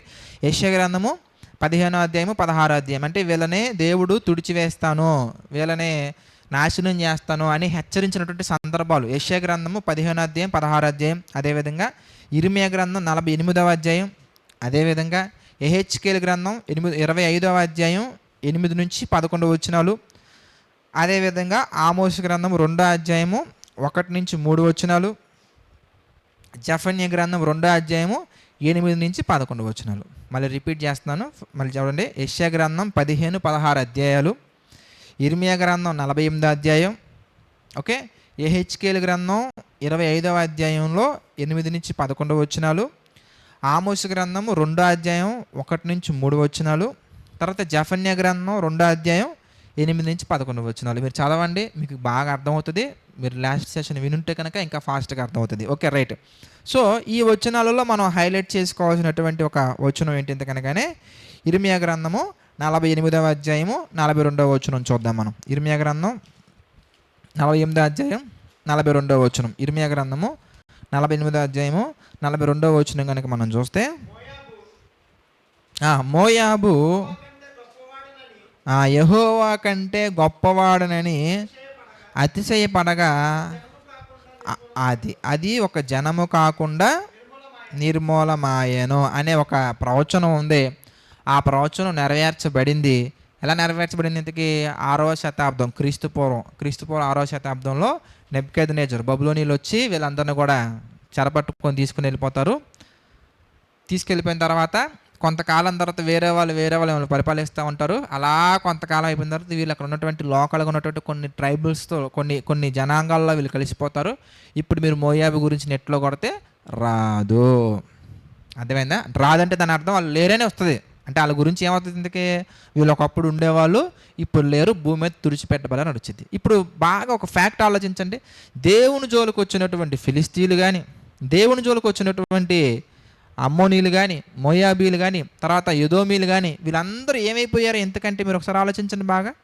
ఏమైపోయారు? ఎందుకే తుడిచివేయబడ్డారు అంటే దాని అర్థం ఎప్పుడైతే దేవుడు హెచ్చరికను మనం గుర్తించి ఆ క్షణం మనం మారామా చాలా బాగుంటుంది. మళ్ళీ మళ్ళీ మళ్ళీ మళ్ళీ చెప్తున్నా, ఎప్పుడైనా కానీ దేవుడు ఒక మాటను మనకి హెచ్చరించినప్పుడు దానిని ఇమ్మీడియట్గా రిసీవ్ చేసుకొని మనం చేంజ్ చేసుకున్నామంటే కనుక మన ఫ్యూచర్ చాలా బ్రైట్ ఫ్యూచర్లో ఉంటుంది. అలా కాకుండా మనం గనక ఎన్నిసార్లు గద్దించినా కానీ అదే మనస్తత్వం కలిగి మోయాబీల్లాగా, అమ్మోనీల్లాగా, ఫిలిస్తీన్లాగా, తర్వాత మనకు కనిపించినటువంటి ఎదోమీల్లాగా మనం గనక అలాగే పోయామనుకోండి, అలాగే పోతాం. యాడికి పోతాం? ఇంతకీ నెంబర్ 1 ప్రైమరీగా మనం ఆలోచిస్తే నరకానికి వెళ్తాం. సెకండరీగా మనం ఆలోచిస్తే మనకి సంబంధించినటువంటి ఆ ఛాయ అంటారు చూసారా, రూట్స్ అంటే వేర్లు కూడా లేకుండా దేవుడు మనల్ని పూర్తిగా తుడిచిపెట్టేస్తారు. కాబట్టి we must be careful about God's word. అంటే దేవుని మాటకి, దేవుని ఆజ్ఞలకు మనం విలువనివ్వగలగాలి. Okay, right. ఈరోజు మనం యూదా దేశం గురించి మనం చూద్దాం. ఓకే, ఆమోసు గ్రంథం మనం చూస్తే 2వ అధ్యాయంలో, ఆమోసు గ్రంథము 2వ అధ్యాయము 4-5 వచనాలు మనం చూద్దాం. సో మనం వచ్చాం ఇప్పుడు దాకా ఎవరి గురించి మాట్లాడుకున్నాం? ఇంతకే అదే మోయాబీలు, అమ్మోనీలు, తర్వాత సిరియన్లు, తర్వాత ఎదోమీలు, తర్వాత ఫిలిస్తీన్లు, వీళ్ళందరూ ఎవరు ఎంతకనగానే ఆ దేశంలోనే ప్రామిస్ ల్యాండ్లో మనం చూసాం కదా, promise land red colour border గీసుకున్నాం మనం. ఓకే, ఆ ప్రామిస్ ల్యాండ్లోనే ఆ చుట్టుపక్కల ఉన్నటువంటి ప్రాంతాలు లేదా అందులో ఉన్నటువంటి ప్రాంతాల గురించి మనం చూసాం. ఇప్పుడు దేవుడు వాటి గురించి చెప్పి ఆయన ఆ డైరెక్షన్ ఎటు తిరిగింది ఎంతకనగానే ఆ లైట్ తేజస్సు ముఖకాంతి ఎటు తిరిగింది, ఎంతకే ఏట తిరిగింది అంటే ఆయన ముఖకాంతిలో మన పాపాలు అనేవి ఆ రెడ్ కలర్లో మీడియా వాళ్ళు చూపిస్తారు చూసావా, ఇక్కడ అని చూపిస్తూ ఉంటారు. అలాగా ఆయన ముఖకాంతి అంటే వాక్యం అనే వెలుగులో ఆయన ఇలా టార్చ్ ఇలా తిప్పుతా ఉండి మన దగ్గరికి ఇలా తిప్పింది అనుకోండి, జ్యోతెక్క దగ్గర ఇలా తిప్పుతాం లైట్. అప్పుడు ఏమవుతుంది? అందుకే జ్యోతెక్కలు ఉన్నటువంటివన్నీ బయటకు వచ్చేస్తాయి. 6 నక్కలు తిప్పితే 6 నక్కలు ఉన్నటువంటివన్నీ బయటకు వచ్చేస్తాయి. అంటే ఏంటి? అందుకే ఆ లైట్ ఆయన తిప్పడం కంటే ముందు మనమే లైట్ దగ్గరికి వెళ్ళాలి. అర్థమైందా? మనమే ప్రార్థనలో లైట్ దగ్గరికి వెళ్ళాం అనుకో, ప్రార్థన చేసుకుంటూ అయ్యా నాలో ఉన్నటువంటివి కనపరచు ప్రభువా అంటే ఇది పద్ధతి. ఆయనే వచ్చాడంటే లైట్ వేసుకొని, దాని అర్థం ఏంటి? ఎందుకే లైట్ వేసుకొని ఆయన వచ్చాడంటే మనకి ఫ్యూచర్ అనేది ఇంకా బ్రైట్గా మారనన్నా మారుతుంది, పోనన్నా పోతుంది. 2 ఉంటాయి అవకాశాలు. అంటే 100% మనమే ఆయన దగ్గరికి వెళ్ళి నా పాపాలు తెలియజేయ ప్రభు అని చెప్పేసి వాక్యాన్ని చదువుకుంటూ వాక్య వెలుగులో మనం చూసుకున్నామంటే మనం 100% సేఫ్, అందులో డోకా లేదు. ఆయన వచ్చారంటే దాని అర్థం ఏంటి? ఎంతకనగానే పనిష్మెంట్ విత్ ప్రికాషన్స్ వస్తాయి అన్నమాట. సో కన్ఫర్మ్గా పనిష్మెంట్ ఉంటుంది, ప్రికాషన్స్ కూడా ఉంటాయి. సో ఆ ప్రికాషన్స్ని మనం అనాలిసిస్ చేసుకొని మనం ముందుకు వెళ్ళగలిగితే లైఫ్ చాలా బాగుంటుంది. కాదు కూడదని చెప్పేసి మన కనుక ఇష్టం వచ్చినట్టుగా మరి 11 గంటలకి వదిలినటువంటి ఊర్లోకి వదిలినటువంటి కొన్ని బఫెలోస్ ఉంటాయి చూసావా, ఆ బఫెలోస్ లాగా మనం తిరుగుతూ ఉన్నాం అనుకో, మనకి కొన్ని పదాలు కనబడుతుంటాయి బైబిల్లో, అధికంగా నీతివంతుడివే ఉండొద్దు అంటే దాని అర్థం ఏంటి? ఓవర్ యాక్టింగ్ అనమాట. ఇది యాక్టింగ్ వేరు, ఓవర్ యాక్టింగ్ వేరు. అంటే రైటియస్నెస్గా ఉండటం వేరు, ఓవర్ రైటియస్నెస్ వేరు. అర్థమైందా? మోకాలు వేసి ప్రార్థన చేయాలి, ఇది మంచిది. వాడొక్కడే ప్రార్థన చేస్తున్నట్టుగా మోకాలు దమి నేలకేసి కొట్టి, అర్థమైందా? ఆ చుట్టుపక్కల నుండి మళ్ళా క్లీన్ చేసి, అంటే చర్చిలో ఉన్న వాళ్ళందరూ ఆయన చూడాలి. ఇప్పుడు అది చూసి అబ్బా ఎంత ప్రార్థన పరురా అని అలా అనుకోవాలి. ఇది ఏమంటారు? ఇంతకీ ఓవర్ యాక్షన్ అంటారు దీన్ని. అంటే ఓవర్ రైటియస్నెస్, అధికంగా నీతిమంతుడు. అలా మనం ఉండకూడదు. చూడండి వీళ్ళు ఎలా ఉన్నారంటే మత్తయి సువార్తలో యేసుప్రభువు వారు చెప్తారు వీళ్ళ గురించి.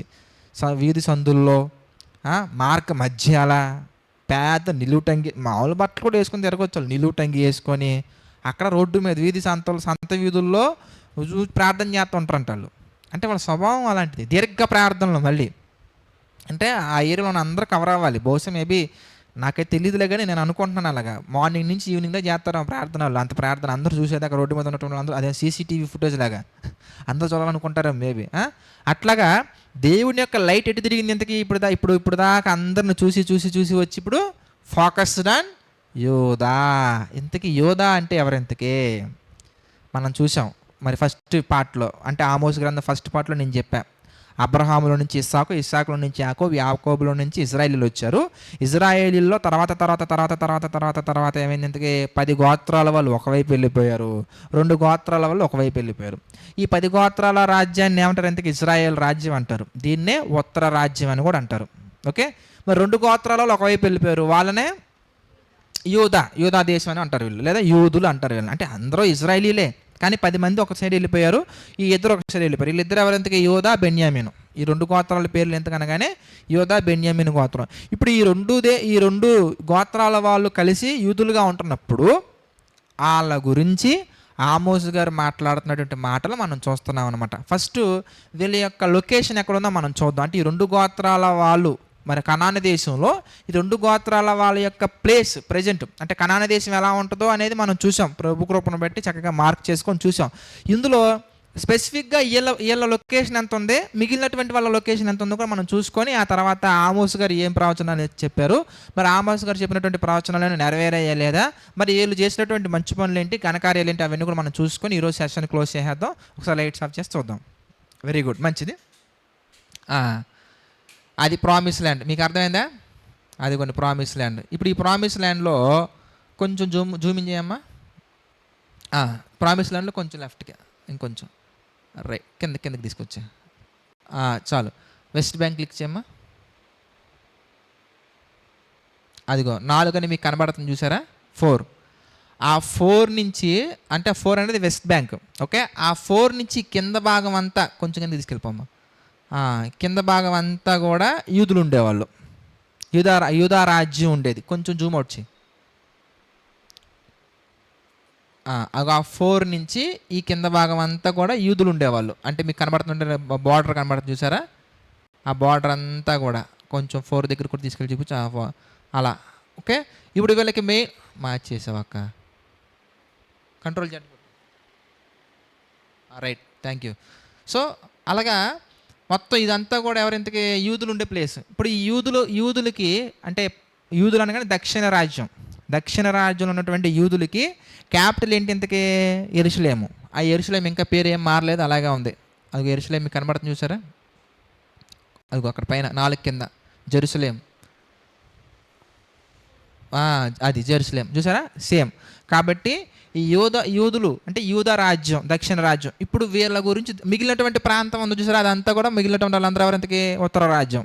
అంటే వాళ్ళు అంత ఉండేవాళ్ళు, వీళ్ళు ఎంత ఉండేవాళ్ళు. ఓకే, సో ఆ ఉత్తర రాజ్యం గురించి అందులో కొన్ని మార్పులు చేర్పులు ఉన్నాయి. అంటే వెస్ట్ బ్యాంక్లో కూడా కొంత భాగం, అంటే ఈ వెస్ట్ బ్యాంక్ అని మనకు కనబడుతుంది 4 అని మార్క్ చేసిన ప్లేస్, అందులో కూడా కొంత భాగం మరి ఇశ్రాయేలీలు అంటే మిగిలినటువంటి 10 గోత్రాల వాళ్ళు కూడా ఉండేవాళ్ళని చెప్పేసి కొంత హిస్టరీ ఉంది.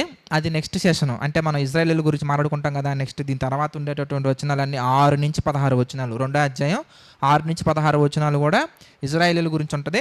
దాని గురించి మనం చెప్పుకున్నప్పుడు చూద్దాం. ప్రస్తుతానికి ఇది లొకేషన్, వీళ్ళు ఉన్నటువంటి ప్లేస్. అంటే దక్షిణ భాగంలో ఉన్నటువంటి ఇజ్రాయెల్ దేశంలో ప్రజెంట్ ఇజ్రాయెల్ దేశంగా పిలువబడుతున్నటువంటి ఆ ఇజ్రాయెల్ దేశంలో దక్షిణ భాగం, అలాగే వెస్ట్ బ్యాంక్లో ఉన్నటువంటి కొంత భాగం ఎవరు ఉండేవాళ్ళు ఇంతకీ? అప్పటి కాలంలో, పాతకాలంలో దక్షిణ రాజ్యంగా ఉన్నటువంటి యూదులు ఉండేవాళ్ళు. ఓకే, స్పష్టత వచ్చిందని మీకు అనుకుంటున్నాను. ఇప్పుడు చూద్దాం ఏమంటున్నారు ఇంతకీ ఆమోస్ గారు. ఆమోస్ గ్రంథము 2వ అధ్యాయము 3వ వచనం మనం చూద్దాం. 4 క్షమించండి, ఆమోస్ గ్రంథము 2వ అధ్యాయము 4, 5 వచనాలు మనం చూద్దాం. ఇప్పుడు మీకు గుర్తొచ్చేయాలి, మీకు స్పష్టత వచ్చేయాలి. ఇప్పుడు ఇంతకీ యోర్దాన్ నది ఎక్కడ ఉంది, డెడ్ సీ ఎక్కడ ఉంది, యోర్దాన్ నదికి రైట్ సైడ్, యోర్దాన్ రివర్కి రైట్ సైడ్ ఎవరు ఉన్నారు, డెడ్ సీకి రైట్ సైడ్ ఎవరు ఉన్నారు, మరి కనాన దేశం పైన ఎవరున్నారు ఇంతకీ, రైట్ సైడ్ ఎవరు ఉన్నారు, లెఫ్ట్ సైడ్ ఎవరు ఉన్నారు, లెఫ్ట్ సైడ్ ఏమున్నాయి, ఇవన్నీ మీకు ఒక మైండ్లో తిరుగుతూ ఉండాలి. ఈ మ్యాప్ మీకు నేను షేర్ చేస్తాను. చక్కగా ఈ మ్యాప్ మీరు మామూలు టైంలో కూడా చూడండి. మీకు ఎడిటింగ్ యాక్సెస్ ఇవ్వను నేను, మీరు చెక్ చేసుకోవచ్చు. ఇవన్నీ మీరు చక్కగా అమ్మోని మీద క్లిక్ చేస్తే అమ్మోనికి సంబంధించిందంతా వచ్చేలాగా మీకు ఉంటుంది, సరేనా? అలాగే మోయాబు మీద క్లిక్ చేస్తే మోయాబుకి సంబంధించిన మొత్తం ఉంటాయి. లొకేషన్స్ కూడా చక్కగా రాసి ఉంచాను, కొన్ని రెఫరెన్సెస్ ఏంటి ఆ ప్లేస్ మీద మీరు క్లిక్ చేస్తే మీకు ఆమోస్ గ్రంథానికి సంబంధించిన రెఫరెన్సెస్ కూడా నేను నోట్ చేశాను. ఆ రెఫరెన్సెస్ కూడా మీకు వస్తూ ఉంటాయి. It's very useful. జాగ్రత్తగా మీరు తీసుకొని చెప్పిన వీడియోస్ అన్ని వింటూ లేదా మీరు రాసుకున్న నోట్స్ రెఫర్ చేసుకుంటే చాలా చక్కగా మీకు అర్థమవుద్ది. Okay, right. 4వ వచనం చదవండి.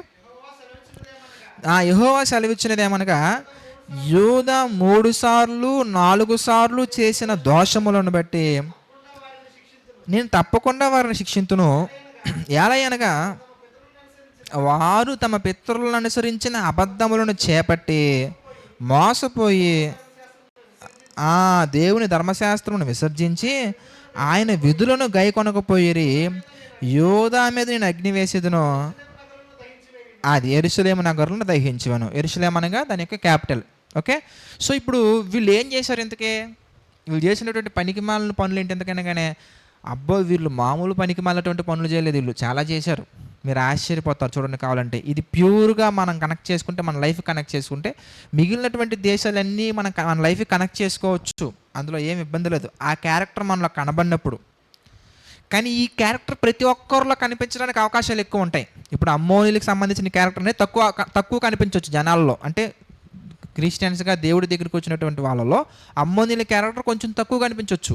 మోయాబీల స్వభావం తక్కువ కనిపించవచ్చు. కానీ యోధా స్వభావం ఉంటుంది చూసారా, ఇది మనలో ఎక్కువ కనబడుతుంటుంది. చాలా ఎక్కువ కనబడుతుంది. ఎలా చెప్పొచ్చు, మనం ఇంతకీ వెళ్దాం ఒక్కొక్కళ్ళ గురించి మనం వెళ్తే కనుక. వీళ్ళు ఏం చేశారంట, ఆ ధర్మశాస్త్రాన్ని విధులను గైకొనకపోయిరి. ఎలాగా? మోసపోయి. మళ్ళీ ఎంత మంచోళ్ళో చూడు, ఎలా మోసపోయారు. 4వ వచనం చూద్దామా? ఆ 4వ వచనం చూస్తే, వీరు ఏలయనగా వారు తమ పితరులను అనుసరించిన అబద్ధములను చేపట్టి మోసపోయి యెహోవా ధర్మశాస్త్రం విసర్జించి ఆయన విధులను గైకొనకపోయిరి. చూసారా, వీళ్ళెవరెంతకి దేవుడి దగ్గరికి వచ్చినటువంటి వాళ్ళు. దేవుడు వీళ్ళ దగ్గరికి వచ్చారు. మరి చక్కగా దేవుడు వీళ్ళకి ధర్మశాస్త్రాన్ని ఇచ్చారు, ఆజ్ఞలు ఇచ్చారు. ఈ యోధా గురించి మాట్లాడుకుంటున్నప్పుడు పేర్లలుగా మనం ఏం చేయలేదు కనుకనే, మనం కూడా ఒకప్పుడు ఈజిప్ట్ అనే దేశంలో, అంటే ఒక పాపానికి బానిస అయిపోయాం. ఈ ఇజ్రాయిలీలు ఒకప్పుడు ఐగుప్తీలకి బానిసలు అయిపోయారు. మనము పాపానికి బానిసలు అయిపోయాం, సాతానికి బానిసలు అయిపోయాం. దేవుడు ఇశ్రాయేలీలను ఐగుప్తు నుంచి విడిపించి పాలుతెనులు ప్రవహించే దేశానికి నడిపించారు. ఆ నడిపించే క్రమంలో మంచి మంచి మన్నా, మంచి మంచి పగలు మేఘస్తంభం, రాత్రి అగ్నిస్తంభం ఎన్నో దయచేశారు. కానీ వీళ్ళు ఎలా మారిపోయారు. మన జీవితంలో కూడా పాలుతెనులు ప్రవహించే దేశం అంటే పరలోకానికి తీసుకెళ్ళటానికి మన జీవితంలో దేవుడు ఏం చేశారయ్యా అంటే, సంఘంలో నడిపించారు. వాళ్ళకి పగలు మేఘస్తంభం, రాత్రి అగ్నిస్తంభంలాగా మనకి మంచి కుటుంబం, మంచి బంధాలు, మంచి అనుబంధాలు, చక్కటి జ్ఞానం, మంచి ఆత్మ సంబంధమైన విషయాలు, పరిశుద్ధాత్మను వరంగా ఇచ్చారు. ఎన్నో చేశారు దేవుడు మనకి. కానీ వీళ్ళు ఏం చేశారు ఇంతకే? ఇదిగో దేవుని యొక్క ఆజ్ఞలను, విధులను, ధర్మశాస్త్రాన్ని మీరి గైకొనకపోయిరి. దేవుడు ప్రతి ఒక్కరికి కూడా 2 విషయాలు చెప్తారు. ఆయన దగ్గరకు వచ్చినటువంటి ప్రతి ఒక్కరికి, అంటే మనకు కూడా. ఏంటి ఆ విషయాలు ఇంతకీ?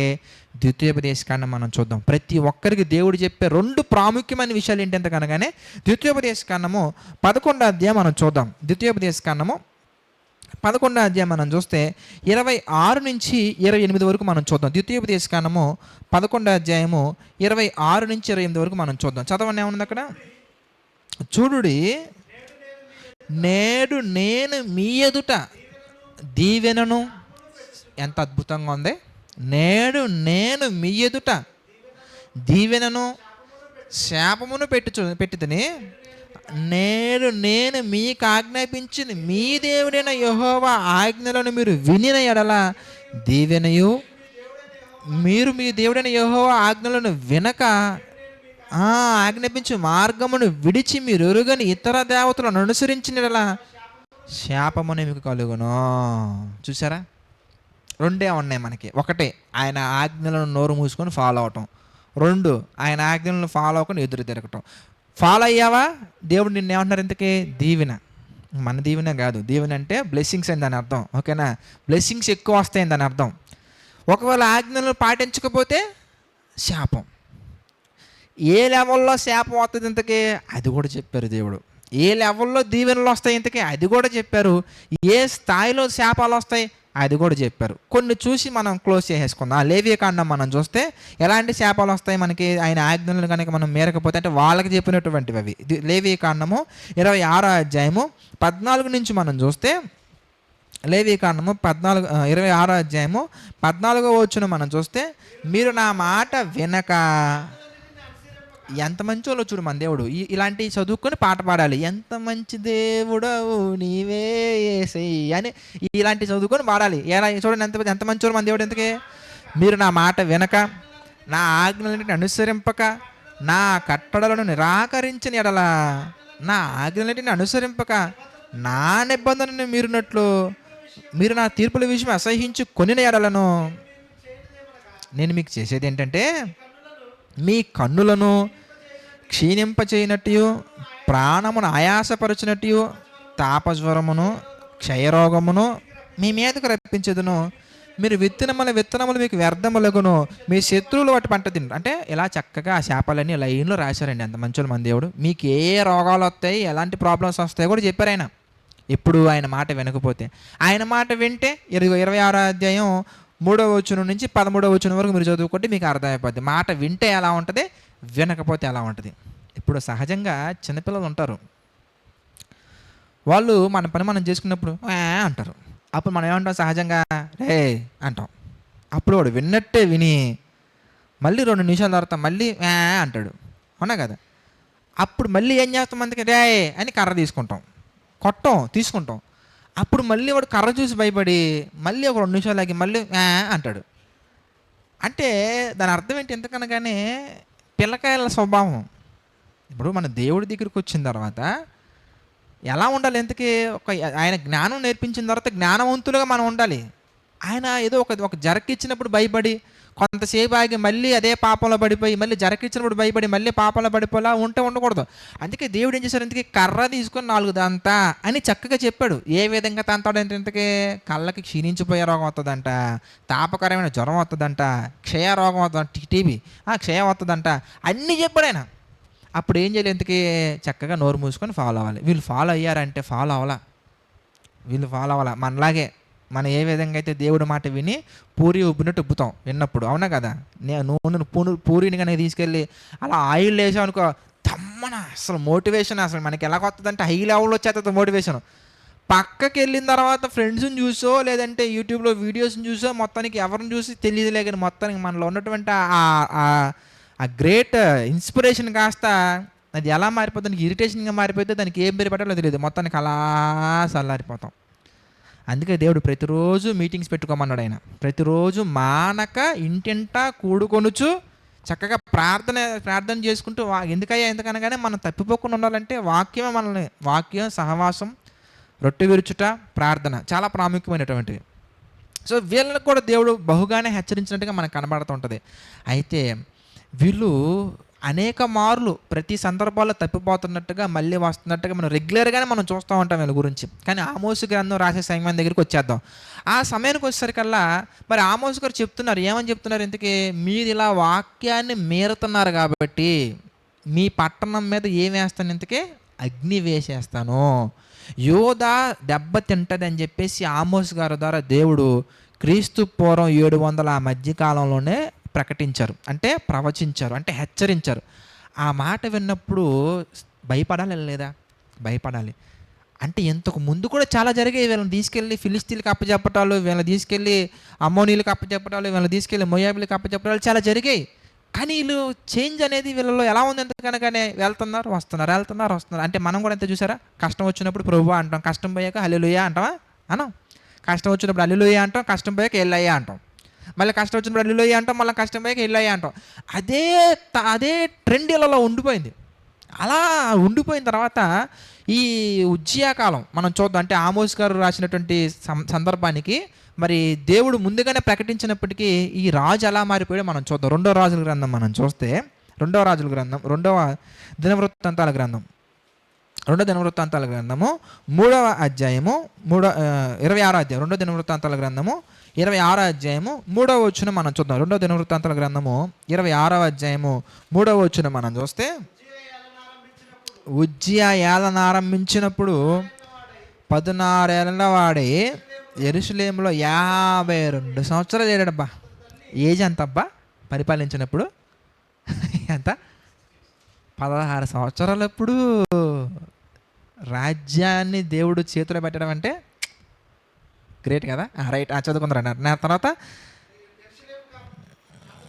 అతని తల్లి యెరూషలేము కాపురస్తురాలు, ఆమె పేరు యెకొల్యా. 4వ వచనం చూద్దాం. అతడు తన తండ్రి అయిన అమజ్య చర్య అంతటి ప్రకారము యెహోవా దృష్టికి యథార్థంగా ప్రవర్తించెను. దేవుని ప్రత్యక్షత విషయమందు తెలివి కలిగిన జకర్యా దినములలో అతడు దేవుని ఆశ్రయించును.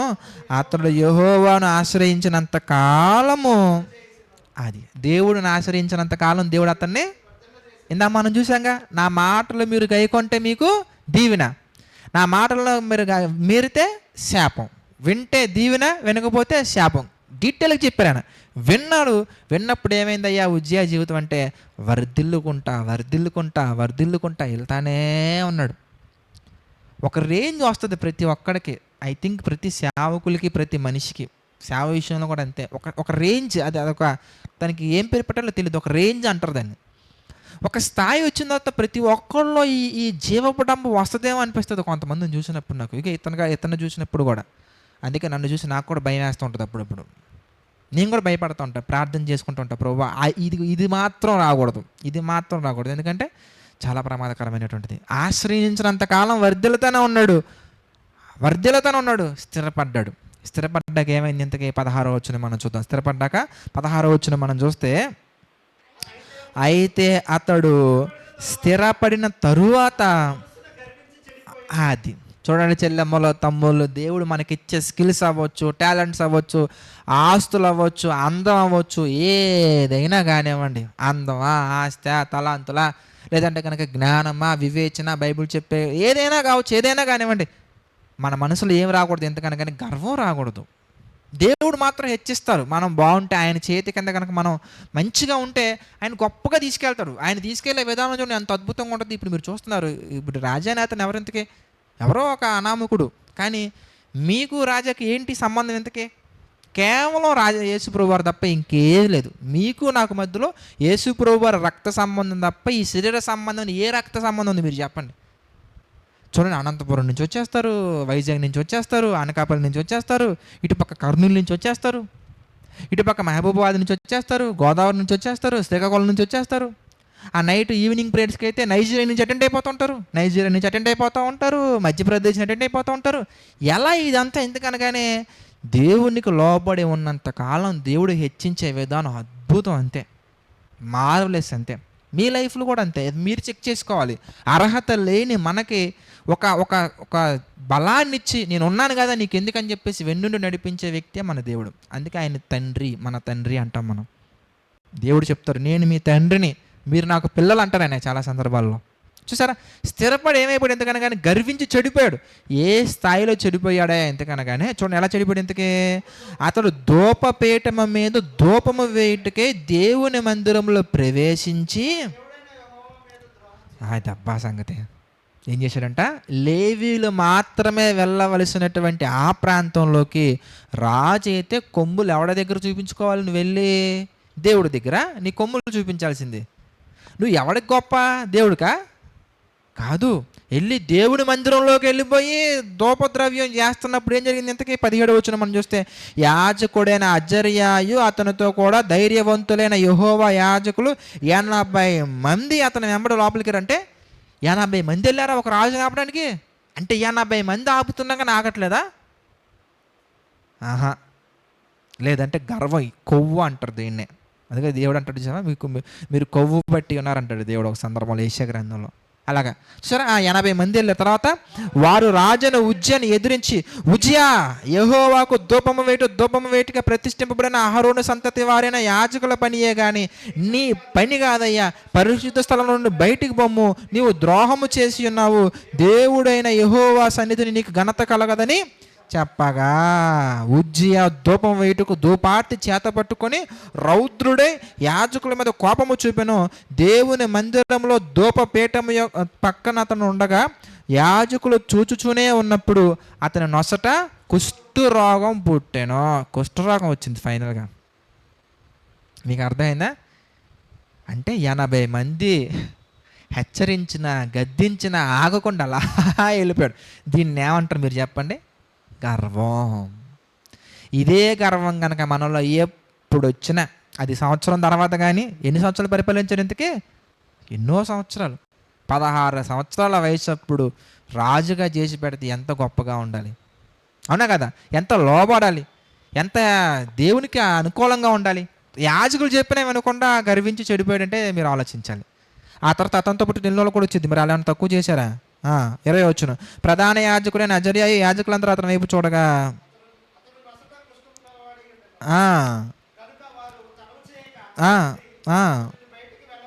వెరీ గుడ్, ఎరిగి అది మొత్తానికి బుద్ధి వచ్చింది, కుష్ఠరోగం వచ్చాక సారికి బుద్ధి వచ్చినట్టు ఉంది. ఇది సంగతి. ఇప్పుడు ఈ సంగతి జరిగిన తర్వాత రాజులు ఏమవ్వాలి మీరు చెప్పండి? తర్వాత రాజులను ఏమవ్వాలి? ఇంతకీ భయపడాలి అంటే ఒక ఇన్సిడెంట్, పెద్దది, గ్రేట్ ఇన్సిడెంట్. ఇది ఒక పక్కన జరిగింది. వీళ్ళకి ఆనుకునే ఉత్తర రాజ్యం ఉంది, అవునా కదా? వీళ్ళకి ఆనుకుని ఉత్తర రాజ్యం ఉంది, వీళ్ళకి ఆనుకుని అమ్మోనీలు ఉన్నారు, వీళ్ళకి ఆనుకునే ఫిలిస్తీన్లు ఉన్నారు. ఎంతమంది దేవుడు వీళ్ళకి పెట్టాడు. ఒరే బాబు మీరు చూసి మారాలి అని చెప్పేసి యూదులకి. ఇప్పుడు వీళ్ళు ఇటు పక్క ఎలా ఉంటే ఇంకొకళ్ళు ఉన్నారు ఉత్తర రాజ్యం.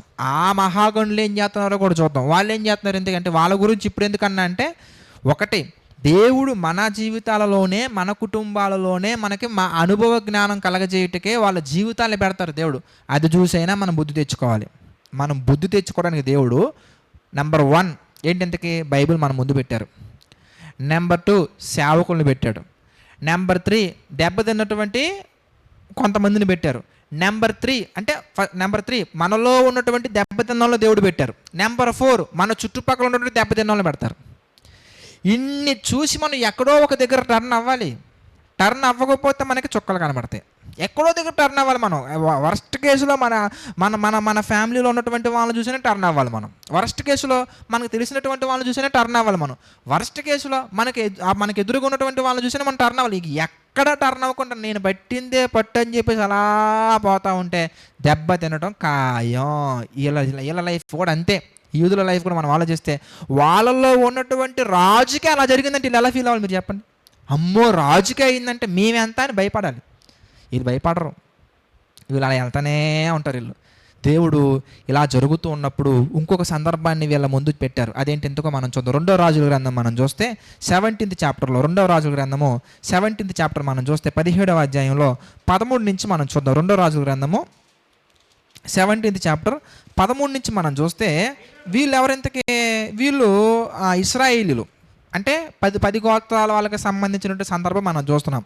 అయినను మీ దుర్మార్గములను విడిచిపెట్టి నేను మీ పితరులకు ఆజ్ఞాపించినట్టు నా సేవకులకు ప్రవక్తల ద్వారా మీకు అప్పగించినట్టు ధర్మశాస్త్రమును బట్టి నా ఆజ్ఞలను కట్టడలను ఆచరించడానికి సెలవిచ్చి ప్రవక్తలందరి ద్వారాను దీర్ఘదర్శుల ద్వారాను యెహోవా ఇశ్రాయేలు వారికి యూదా వారికి సాక్ష్యము పలికించినను వారు వినని వారే తమ దేవుడైన యెహోవా దృష్టికి విశ్వాసఘాతకులైన తమ పితరులు ముష్కరులైనట్టు తామును ముష్కరులైరి. వారు ఆయన కట్టడలను తమ పితరులు తను చేసిన నిబంధనలు తమకు నిర్ణయం ధర్మశాస్త్రం విసర్జించి వ్యర్థమైన వాటిని అనుసరించుచు వ్యర్థులై వారి వాడుకల చొప్పున మీరు చేయకూడదని యెహోవా తమకు సెలవిచ్చిన తమ చుట్టూనున్న జనుల మర్యాదలను అనుసరించి అంతేకాకుండా ఏం చేశారంటే ఇంతకెళ్ళి 16వ వచనంలో తమ దేవుడైన యెహోవా ఆజ్ఞలన్నిటిని అనుసరింపక పోత విగ్రహములను 2 దూడలు చేసి దేవతా స్తంభములను నిలిపి ఆకాశ సమూహమునకు నమస్కరించి బయలుదేవతను పూజించిరి.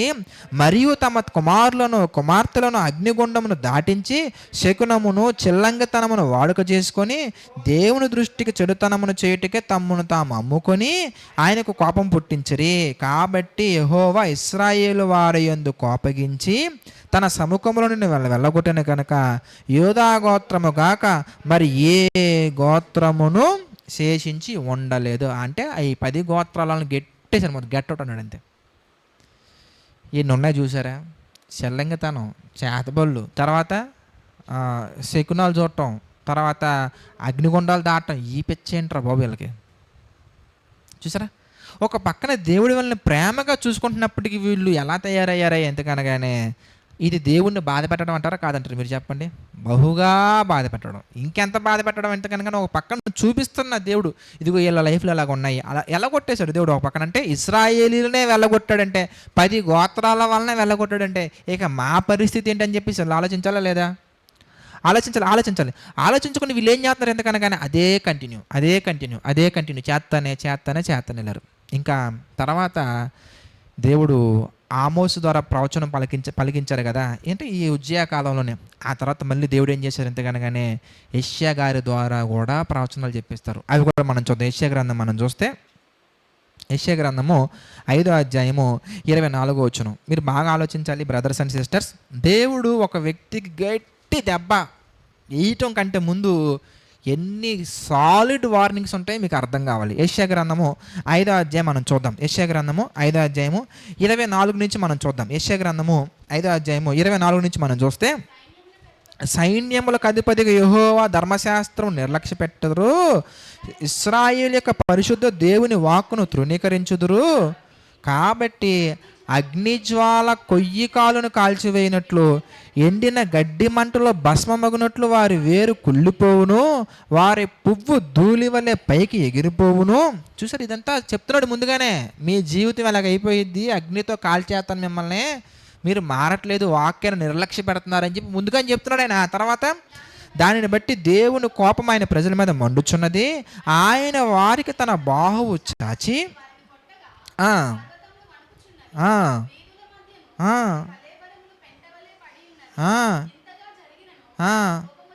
అయ్యయ్యో, అది చూసారా, కోపం అయితే చల్లారలేదంట దేవుడికి. అంటే ఎంత విసుకుంటుంటారు మీరు చెప్పండి. మనం ఎంత పనికి మాలిన వాళ్ళు అయ్యా అంటే, మనలో కొంతమంది చేసేవన్నీ పనికి మాలిన పనులు, పాటలు మాత్రం అలాంటి పాటలు వస్తాయి ఎంతకి, పరలోకమేనా అంత పూర్వం అంటే, అవునా కదా మీరు చెప్పండి. పాటలు ఎలా ఉంటాయి, మంచిగా అబ్బా భక్తి పరులు. వీళ్ళు కూడా బలులు అర్పిస్తున్నారు, వీళ్ళు కూడా దహన బలి, ఈ బలి, ఆ బలి. కానీ ఒక పక్క నుంచి ఈ చేస్తున్నారు, అవి చేస్తున్నారు, రెండూ కావాలి వీళ్ళకి, లెఫ్ట్ కావాలి, రైట్ కావాలి. కానీ దేవుడు ఒకటే చెప్పారు, రైట్ పాత్లో వెళ్ళండి, డోంట్ ఫాలో లెఫ్ట్ పాత్. మీరు కుడి పక్కనే ఉండండి, ఎడం పక్కకి వెళ్ళకండి. ఆయన ఇచ్చిన డైరెక్షన్లో మనం వెళ్ళాలి. ఇంత చేసిన దేవుడు కోపం చల్లారలేదంట. విచిత్రం చెప్పమంటారా, ఆయన కోపంలో అంటే ఆయన కోపంలో కూడా ఎంత శ్రద్ధగా మాట్లాడుతున్నారో మీరు చూడండి. తర్వాత మీరు చూస్తే 26 ఆయన దూరముగా ఉన్న జనులను పిలుచుటకును ధ్వజమునెత్తును, అది భూమి అంతమును వారు రప్పించుటకు. ఎవరో దేవుడు ఎలా కొడుతున్నాడంట, ఏమని ఇంతకీ ఇలా విజులు కట్టురే ఈ డ్రండ్రా ఇలా వేద్దాం అంటున్నాడు. ఎవరి గురించి, బబులోనీల గురించి. బబులోనీలని ఎలా తీసుకొస్తారంట, ఈలగొట్టి ఈలేసి, అంటే ఈల నాకు రాదు చేసి చూపిద్దామంటే సహజంగా ఈలగొట్టి ఇట్లా రండి అని చెప్పేసి వెళ్ళిపోయే వాళ్ళని ఈల కొడతారు కదా, ఎలా విజులు, ఎలాంటి విజులు ఎలా వేసి వీళ్ళందరినీ ఒక రౌండ్ వేద్దాం రండి అని చెప్పేసి వాళ్ళ చేతికి ఎవరిని అప్పగిస్తున్నారు ఇంతకీ, ఇదిగో ఇజ్రాయేలుని యోధావారిని అప్పగించడానికి. తర్వాత ఎలగొట్టి పిలుచున్నాను, అదిగో వారు త్వరపడి వచ్చుచున్నారు, వారిలో అలసిన వాడైనను తొట్టిల వాడైనను లేడు. అంటే అలాంటి శత్రువులు తీసుకొస్తున్నాడంట, కొనుక్కుండా నిద్రపోకుండా శత్రువుల్ని. 29 వరకు మీరు చూస్తే మీకు అర్థమవుద్ది. అంటే బబులోనీల గురించి, బబులోనీలను ఏదో వాళ్ళ మీద తీసుకొస్తాననే సందర్భం గురించి ఎంతో చక్కగా దేవుడు రాసినటువంటి సందర్భాలు ఇవన్నీ కూడా. ఓకే, ఇప్పుడు ఓ పక్కన ఉజ్జియా గారి జీవితం చూశారు, తర్వాత ఇశ్రాయేలు లైఫ్ చూశారు. ఆ 10 గోత్రాల అడ్రస్ లేరు, అదే వాళ్ళకి కనిపించారు. తర్వాత వాళ్ళ అడ్రస్ లేరు. ఆ తర్వాత మళ్ళీ యెషయా గారితో ఒక వార్నింగ్ ఇచ్చారు. ఇప్పుడు ఇన్ని జరుగుతున్నప్పుడు ఏమవ్వాలి, వీళ్ళ గుండెల్లో ఏమవ్వాలి మీరు చెప్పండి. కొంచెం కాకపోయినా కొంచెం భయం రావాలి కదా. భయం రాకపోగా వీళ్ళలో ఒక దుర్మార్గుడు లెగుస్తాడు అమ్మాయిలలో. మళ్ళీ ఆ దుర్మార్గుడు ఏం చేశాడో మనం చూద్దాం. 2వ రాజుల గ్రంథం 21వ అధ్యాయం మనం చూద్దాం. 2వ రాజుల గ్రంథము అతగాడు ఏం చేశాడు ఇంతకీ, 2వ రాజుల గ్రంథము 21వ అధ్యాయం మనం చూస్తే 1 నుంచి మనం చూద్దాం. 2వ రాజుల గ్రంథము 21వ అధ్యాయము 1 నుంచి మనం చూద్దాం. మనష్షే ఏలన ఆరంభించినప్పుడు 12 ఏళ్ల వాడే యెరూషలేములో 55 సంవత్సరాలు పరిపాలించారు. ఆ తర్వాత హెప్సిబా జరిగించుచు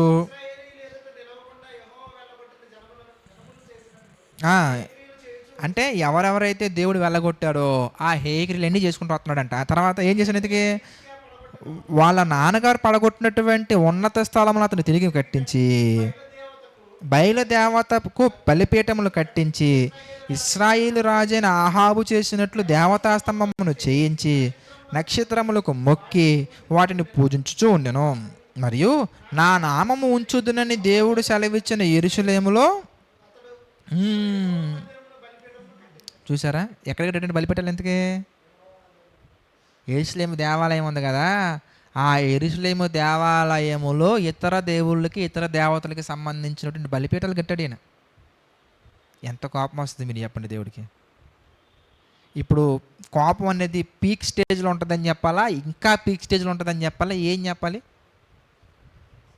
కదా? అవునా కదా? అంటే ఇంత జరుగుతుంది కదా, మనుషులు ఎందుకు రావట్లేదంటారు మార్పు? మీరు చెప్పండి, మీకు రావట్లేదా క్వశ్చన్? ఏంట్రా వీళ్ళు ఎలా ఉన్నారని మీకు అనిపిస్తుందా? మన జీవితం కూడా చెక్ చేసుకుంటే మనం అలాగే ఉంటాం. మనం అలాగే ఉంటాం. మన యూట్యూబ్ హిస్టరీ చూసినా, మన ఫేస్బుక్ హిస్టరీ చూసినా, మన గూగుల్ హిస్టరీ చూసినా, లేదా మన హిస్టరీ చూసినా, ఒకవేళ పాసిబిలిటీస్ ఉంటే కనుక మన మెమొరీ అంటే మన మన మైండ్ ఉంటుంది కదా, ఈ మైండ్ని కనుక ఒకవేళ బయటికి తీసి హిస్టరీ చూసే ఆప్షన్ ఉంటే ఆ హిస్టరీ చెక్ చేసిన ఉంటే బాగుంటుంది. ఆ! ఏముంటది ఇంతకీ? అన్నీ చెత్తే. ఈళ్ళకి ఏ మాత్రం తగ్గం మనం. ఎళ్ళెళ్ళి యెరూషలేము దేవాలయంలోనే బలిపీఠాలు కట్టడం అంటే అది ఎంత ఎంత తెగించుంటాడో మీరు చెప్పండి. మామూలుగా ధూపార్తి వేయటానికి ఎళ్తేనే కుష్ఠరోగం తీసుకొచ్చి బయటికి గెంటేసినప్పుడు భయపడాలి గదా! యెషయా గారు వార్నింగ్ ఇస్తున్నారు కదా ఒక పక్క నుంచి. "రేయ్! ఈలగొట్టి పిలిపిత్తా నేను, మీరు అలాంటి పిచ్చి పిచ్చి ఏహలేతనంటే" అసలు భయం లేదు దేవుడంటే లేదు. మన జీవితం కూడా అంతే ఉందేమో చూసుకోండి ఒకసారి, ఆలోచించాలి. తర్వాత చూడండి ఇంకేమన్నాడు ఇంతకీ. మరియు నా నామము, 4వ వచనం, మరియు నా నామము ఉంచుదునని యెహోవా సెలవిచ్చిన యెరూషలేములో అతడు యెహోవా మందిరం మీద బలిపీఠములు కట్టెను. మరియు యెహోవా మందిరమునకున్న 2 సాలలలో ఆకాశ సమూహములకు అతడు బలిపీఠములు కట్టించును. అతడు తన కుమారుని అగ్నిగుండము దాటించి జ్యోతిష్యములను శకునములను వాడుక చేసి యక్షిణీగాండ్రతోనూ సోదిగాండ్రతోనూ సాంగత్యము చేసెను. ఈ ప్రకారము అంతే.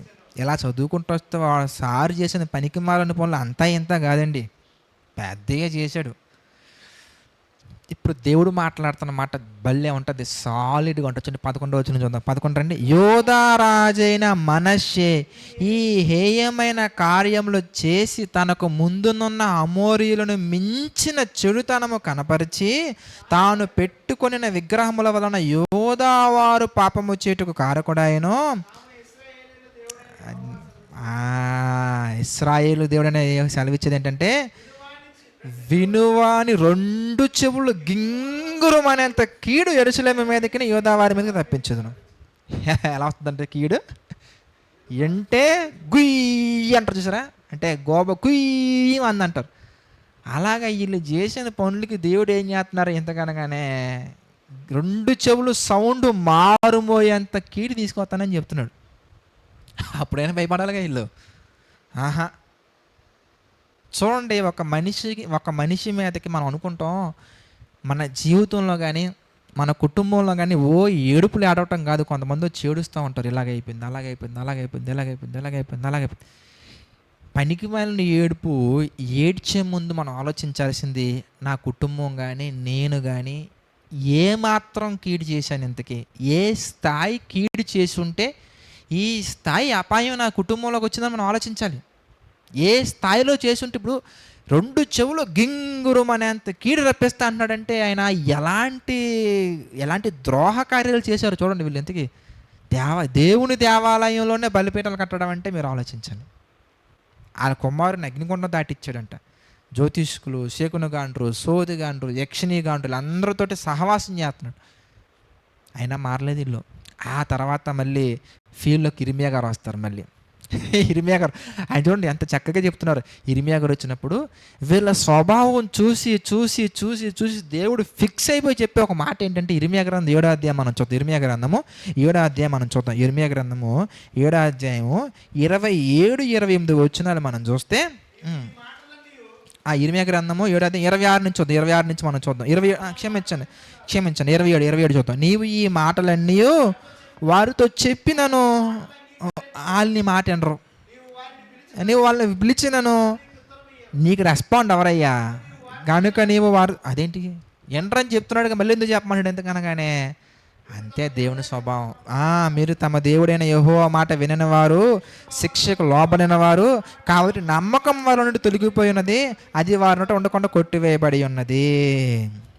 చూసారు అని చక్కగా ఉంది. 6వ అధ్యాయం 19వ వచనం చూద్దాం. ఇర్మియా గ్రంథము 6వ అధ్యాయం 19వ వచనం మనం చూస్తే, వీళ్ళకే భూలోకమా ఇను, ఈ జనులు నా మాటలు వినుకున్నారు, నా ధర్మశాస్త్రము విసర్జించుచున్నారు గనుక తమ ఆలోచనలకు ఫలితమైన కీడు నేను వీళ్ళ మీదకి రప్పించుచున్నాను అని చెప్పినా కానీ బ్రదర్స్ సిస్టర్స్ వీళ్ళు వినరండి. వినకపోయేసరికల్లా సో మరి వీళ్ళు చేసినటువంటి ఘనకార్యం కూడా చూద్దాం, మళ్ళీ ఒకసారి చూద్దాం. ఇర్మియా గ్రంథం మళ్ళీ చూద్దాం. ఇర్మియా గ్రంథం మనం చూస్తే క్షమించండి, దినవృత్తాంతాల గ్రంథం చూద్దాం. 2వ దినవృత్తాంతాల గ్రంథం 36వ అధ్యాయం. 2వ దినవృత్తాంతాల గ్రంథము క్లోజ్ చేసేసుకుందాం. 36వ అధ్యాయం 11వ వచనం. ఇర్మియా గ్రంథము క్షమించండి, 2వ దినవృత్తాంతాల గ్రంథము 36వ అధ్యాయము 16వ వచనం. సిద్కియా ఏలన ఆరంభించినప్పుడు 21 ఏండ్ల వాడే ఇతను ఇంకొక రాజు. ఇందాక మనం చూసింది మనస్సే, ఆయన చేసినటువంటి ఘనకార్యాలు చూసాం కదా. ఆయన తర్వాత ఇర్మియా వచ్చారు. ఇర్మియా వచ్చి ఇర్మియా గారు వచ్చే సమయానికి సిద్కియా ఏలన ఆరంభిస్తున్నాడు. ఈ షీట్ మీకు ఇస్తా, మీరు తీసుకుందరు. కానీ అంటే ఏ రాజు తర్వాత ఏ రాజు పరిపాలించారు, ఏ రాజు కాలంలో ఎవరెవరు ఉన్నారు ప్రవక్తలు, ఏ రాజు కాలంలో వాళ్ళ యొక్క డీటెయిల్స్ మొత్తం మీకు ఉంటాయి. రైట్, చదవండి. అతడు తన దేవుడైన యెహోవా దృష్టికి చెడుతనం నడుచు అతనికి నియమించిన ఆయన నియమించిన ప్రవక్త అయిన ఇర్మియా మాట వెనకయు తన్ను తాను తగ్గించుకొనకయు ఉండెను. మరియు దేవుని నామమును బట్టి తన చేత ప్రమాణము చేయించిన నెబుకద్నెజరు అతని మీద తిరుగుబాటు చేసిను. మొండితనము వహించి కఠినపరుచుకొనెను. ఇదిగాక యాజకులలోను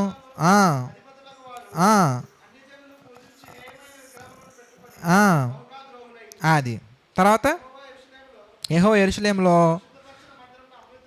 అది చూసారా. అంటే ఈ విధంగా అన్ని అపవిత్రమైనటువంటి కార్యాలు చేసుకుంటూ వెళ్తే దేవుడు ఇర్మియా గారి ద్వారా ఒక ప్రవచనం చెప్పించారు. ఫైనల్ ప్రవచనం చూద్దాం. ఇర్మియా గ్రంథం మనం చూస్తే 21వ అధ్యాయం మనం చూద్దాం. ఇర్మియా గ్రంథము 21వ అధ్యాయము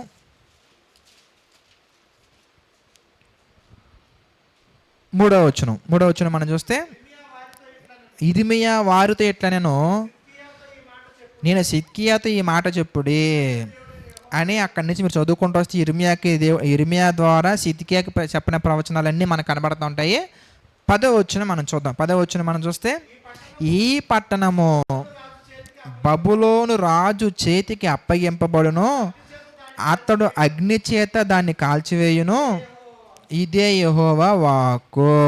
అది ప్రవచనం చక్కగా నెరవేరింది. ఎక్కడ నెరవేరిందంటే ఈ 2వ రాజుల గ్రంథము 25వ అధ్యాయం మనం చూస్తే 7వ వచనం నుంచి మనం చూద్దాం.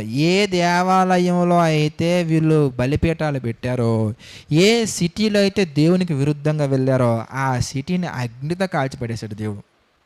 2వ రాజుల గ్రంథము 25వ అధ్యాయము 7 నుంచి చూసుకుంటూ వద్దాం. 7 నుంచి చూడండి ఒకసారి. సిద్కియా చూచుచుండగా ఎవరో బబులోను రాజుకు సంబంధించినటువంటి వాళ్ళు చూడండి, దేవునికి విరోధంగా వెళ్తే శిక్ష ఇలా కఠినంగా ఉంటుంది అనమాట. సిద్కియా చూచుచుండగా చంపించి, సిద్కియా కన్నులు ఊడదీయించి, ఇత్తడి సంఖ్యలతో అతన్ని బంధించి బబులోను పట్టణంను తీసుకొని పోయిరి. మరియు బబులోను రాజైన నెబుకద్నెజరు ఏలుబడిలో 19వ సంవత్సరం 5వ నెల 7వ దినమున రాజదేహ సంరక్షకుల అధిపతియు బబులోను రాజు సేవకులు నెబూజరదాను యెరూషలేమునకు వచ్చి యెహోవా మందిరమును రాజనగరమును యెరూషలేమునందున ఇండ్లన్నిటిని గొప్పవారి ఇండ్లన్నిటిని అగ్ని చేత కాల్పించెను. అధిపతులందరూ కల్దీల సైనికులందరూ యెరూషలేము చుట్టూనున్న ప్రాకారములను పడగొట్టిరి. చాలు తమ్ముడు, ఇంకా చదువుకుంటే మీకు అర్థమవుతుంది. కాబట్టి ఫైనల్ కన్క్లూజన్ మళ్ళీ ఏంటి చెప్పమంటారా?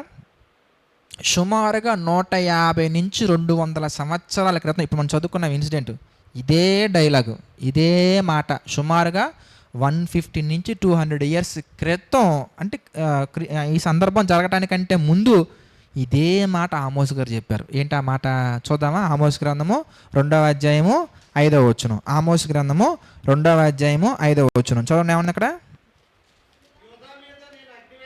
యూదా మీద నేను అగ్ని వేసేదను, అది యెరూషలేము నగరులను దహించేయను. అది ఫుల్ఫిల్డ్ ఎక్కడ జరిగింది? ఇంతకీ 150 సంవత్సరాల ద్వారా జరిగింది. ఈ మధ్యలో దేవుడు ఏం చేశారు? ఇంతకీ హెచ్చరిస్తున్నారు. వద్దు, మారండి. ఆ కాలంలో అంటే ఎక్కువ కాలం బతికేవాళ్ళు కాబట్టి అన్ని సంవత్సరాలు టైం తీసుకున్నారు దేవుడు. ఈ కాలం అలా ఉండదండి సిస్టర్స్ బ్రదర్స్.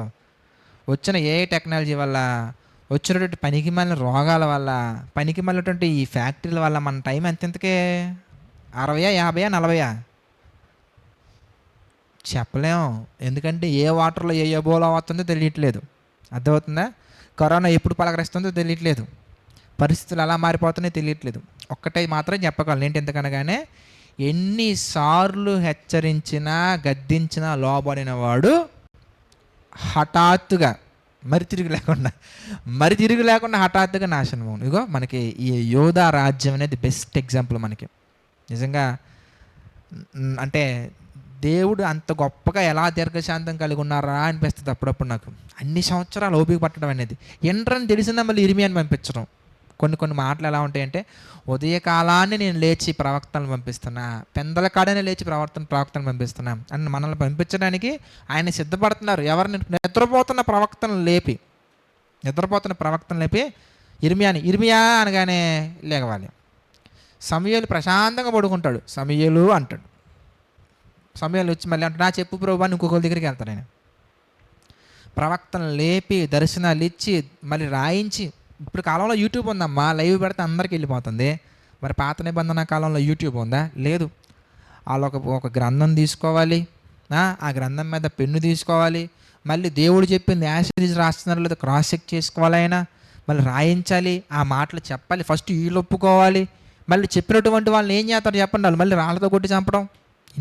ఎన్ని హింసాత్మకమైన పనులు చేస్తారు. మనష్య గురించి మీరు చదవండి, వచ్చిన ప్రతి ఒక్కరిని చంపుతాడు. ఈ సిద్కియా కూడా అంతే. యెరూషలేము నగరంలో యెరూషలేము ప్రాంతాన్ని నిరపరాధుల రక్తంతో తరిపినట్టుగా మనకు కనబడుతుంది. మీకు చెప్పాను కదా రెఫరెన్స్ నేను చదవండి అక్కడ, ఓకేనా? ఆ కంటిన్యూషన్ సిద్కియా గురించి చదువుకుంటూ వస్తే మీకు అర్థమైపోతుంది.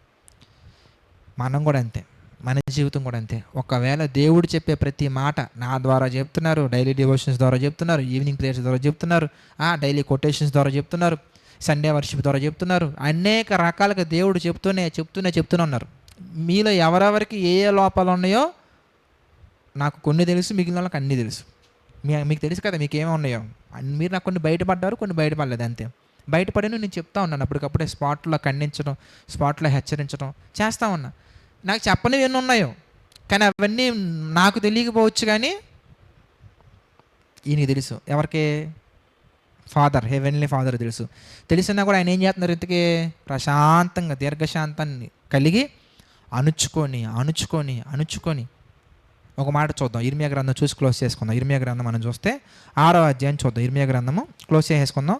ఇర్మియా గ్రంథం 6వ అధ్యాయం మనం చూస్తే 4 నుంచా? ఇర్మియా గ్రంథం 6వ అధ్యాయము 10. విందురని నేను ఎవరితో మాట్లాడుదును, ఎవరికి సాక్ష్యం ఇచ్చేదును, వారు వినుటకు తమ మనసు సిద్ధపరచుకొనరు కనుక వినలేకపోయిరి. ఇదిగో యెహోవా వాక్యమందు సంతోషము లేని వారే దాన్ని తృణీకరింతురు. కావున నేను యెహోవా క్రోధముతో నిండి ఉన్నాను, దానిని అణుచుకొని విసిగి ఉన్నాను. దేనికి?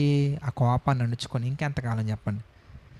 మీకు బాగా ఆలోచించారనుకో, అంటే ఒకవేళ మీరు బాగా ఆలోచించగలిగితే కనుక మీరు చేసే పనుల మీద మీకే దాని అంటే విసుగు వస్తుంది. ఏంటి ఎనండి చేస్తున్నానని.